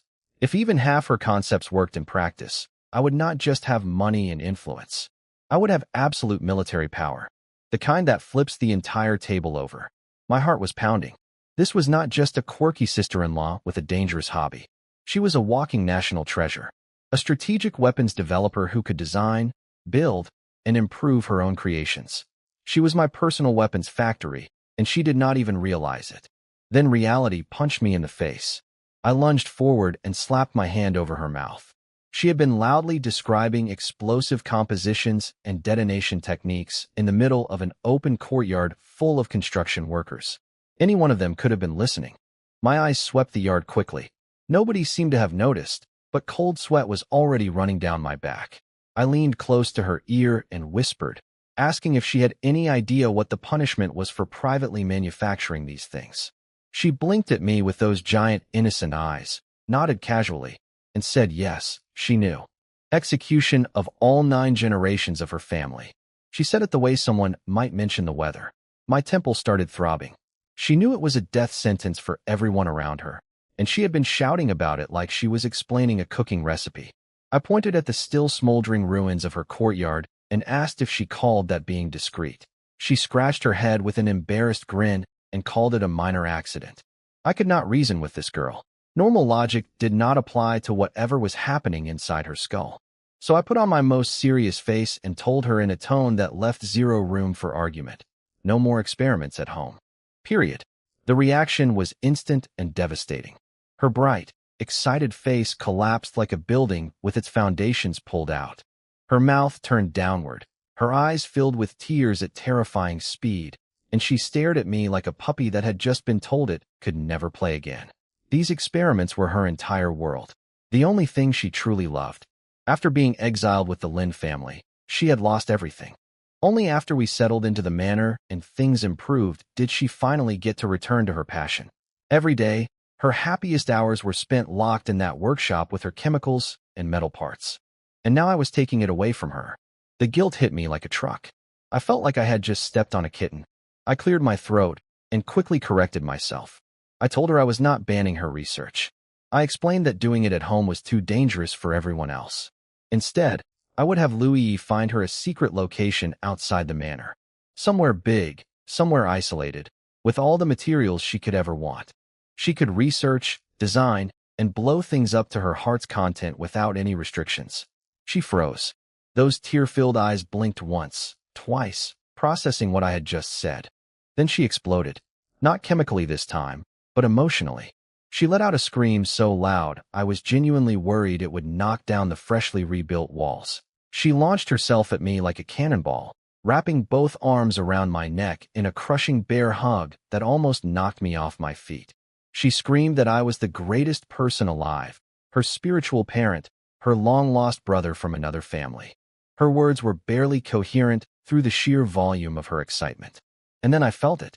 Too extremely soft, extremely substantial, and extremely impossible to ignore pressure points slamming into my chest with the full force of her enthusiastic embrace.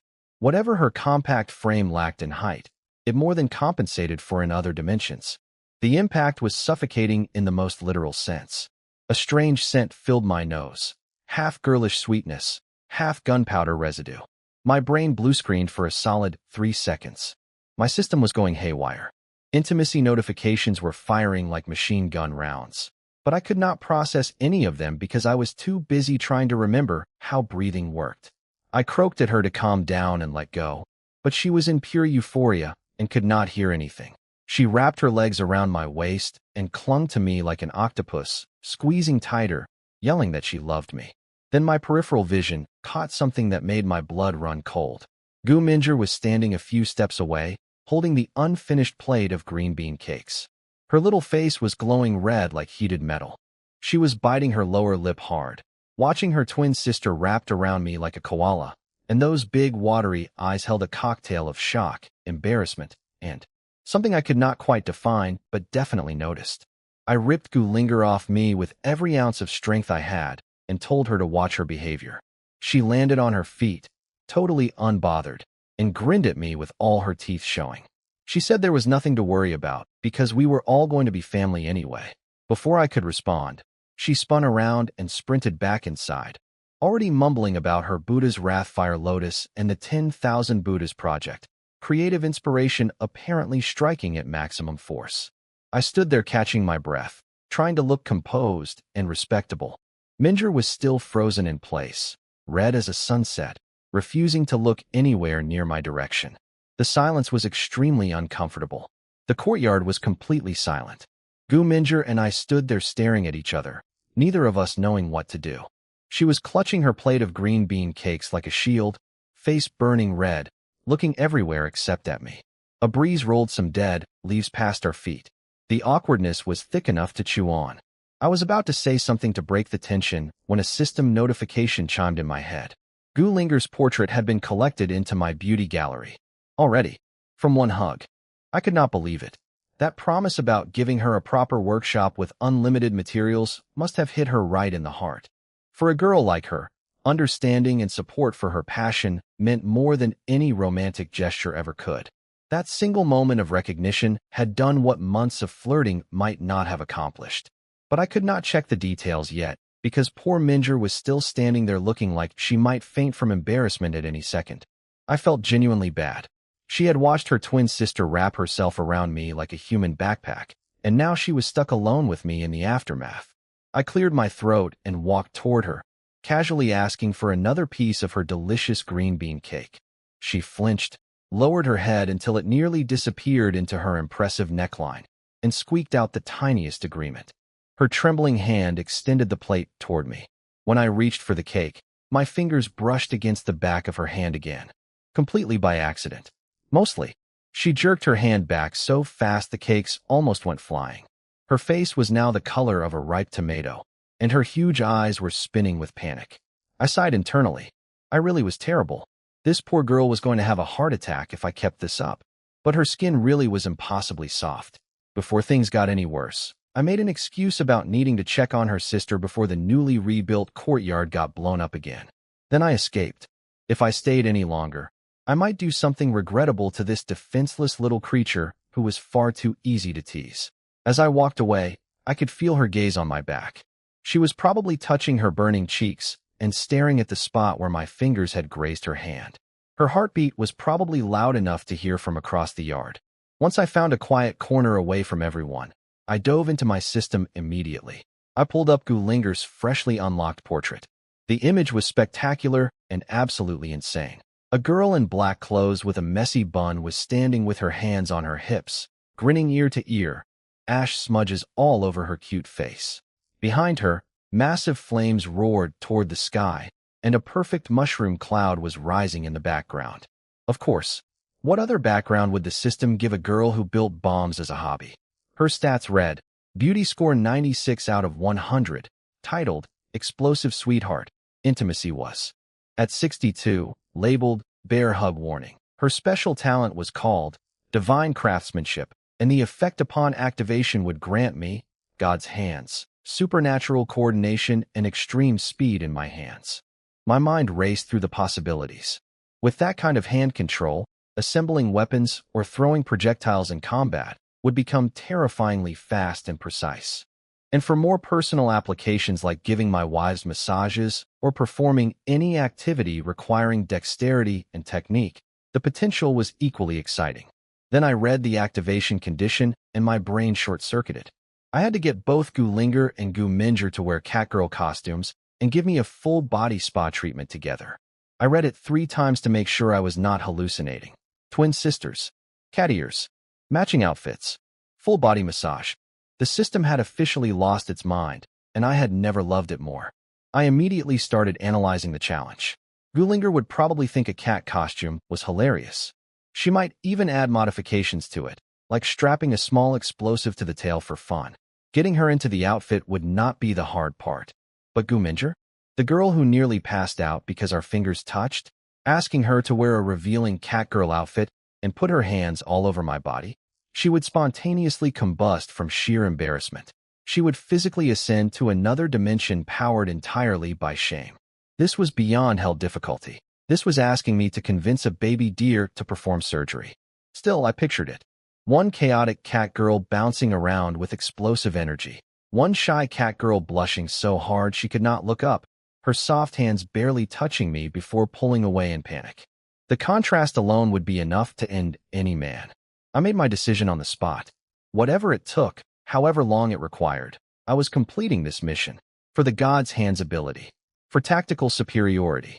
For the happiness of my wives. Those were my official reasons, and I was sticking with them. I was still lost in this beautiful fantasy when Gulinger's voice shattered everything. She came tearing out of her workshop like a miniature hurricane, waving an even more elaborate blueprint than before. She was practically vibrating with creative energy as she shoved the paper in my face. She announced that inspiration had struck, and she had upgraded her 10,000 Buddhas design. 108 Thunderfire bombs was too few, she declared with the confidence of someone ordering lunch. She had increased it to 360, matching the number of heavenly degrees. She had also redesigned the structure to allow multi-stage transformation. She pointed at a horrifyingly complex cannon tower covered in tiny tubes and mechanical parts. She had named it the Six Roots Purification Cannon. The meaning, she explained with absolute sincerity, was that one shot would purify everything in its path, whether human or ghost, cleansing all 6 spiritual roots simultaneously. She asked if I could feel the Zen philosophy behind the name. I stared at the blueprint, my temple throbbing violently. This weapon was not designed for battlefield use. This was designed for deleting entire postal codes from existence. The Zen philosophy she was describing was the kind that ended with mass funerals. She tilted her head and asked why I was not speaking. Was it because her design was so amazing that I had been rendered speechless with awe? Before I could formulate a response that would not encourage further escalation, I noticed a small head peeking around the doorframe. Gu Minjer was watching us from behind the door, her cheeks still pink, her enormous eyes round and cautious. I looked down at the doomsday weapon blueprint in my hands, then at the shy little pudding girl hiding behind the door, then back at the grinning mad scientist standing in front of me. One sister built weapons of mass destruction. The other baked pastries and could barely survive a conversation. And somehow I needed to get both of them into matching cat costumes and convince them to give me a massage. I let out the longest sigh of my entire life, in both this world and my previous one. This family was getting more interesting every single day. Unlocking Gu Linger's panel put me in the best mood I had felt in days. I immediately decided to bring both sisters along to see Lu Yi about getting the workshop funding and location sorted out. No point in wasting time when inspiration was burning hot. The manor carriage was spacious enough for 3 people, but no amount of space could contain Gu Linger's boundless energy. The moment she climbed inside, she was bouncing around like a firecracker with legs, waving her 6 roots purification cannon blueprint in my face and delivering a non-stop technical lecture at maximum volume. She explained how she planned to use mortise and tenon joint principles for the transmission system, combined with 8 miniature axles to ensure smooth rotation. Then she started going on about carving spiral grooves inside the cannon barrels using some ancient engineering method to double the speed and force of each projectile. Her eyes were shining with the kind of passion most people reserve for falling in love. Except her love was for things that go boom. Meanwhile, in the opposite corner of the carriage, the contrast could not have been more extreme. Gu Minjer had folded herself into the smallest possible shape, practically trying to become invisible. Her head was bowed so low her chin nearly touched her chest, and her little fingers were nervously twisting the hem of her dress. She was radiating pure anxiety about being trapped in a small enclosed space with me. Then the carriage hit a rough patch of road. The whole vehicle lurched violently without warning, and Minjer lost her balance completely. She let out a tiny yelp and tumbled straight into my arms before either of us could react. Her soft, sweet-smelling body pressed against mine, and I could hear my own heartbeat getting faster against my will. She was mortified, stammering apologies and trying desperately to pull away. But the road kept bouncing us around, and the harder she struggled, the more tangled up we got. My system went absolutely wild, firing off intimacy notifications like a machine gun. Then it got worse. Or better, depending on your perspective. Gu Linger, completely oblivious to the charged atmosphere, leaned over to help her sister up. The carriage jolted again at exactly the wrong moment, and she crashed into my other side with a surprised shriek. Suddenly, I had both twins pressed against me, one on each side. The explosive sweetheart on my left, the shy pudding on my right. Gu Linger looked up at me with those bright, clueless eyes and asked why my face was so red. Was it because her improved cannon design was so impressive that I could not contain my excitement? I wanted to laugh and cry at the same time. Excited did not even begin to cover what I was feeling. I was about to spontaneously combust, and it had nothing to do with artillery. The carriage finally stopped in front of the biggest commercial building on the busiest street in North City. This used to be Chun Wanjin's flagship business, the Four Seas Trading Company. The old sign had already been taken down, and Lu Yi was having a new one made. By this afternoon, it would read, Lin Family Trading Company, in bold characters. I practically fell out of the carriage gulping fresh air, trying to calm down after that ride. Gu Linger charged inside first like a small cannonball.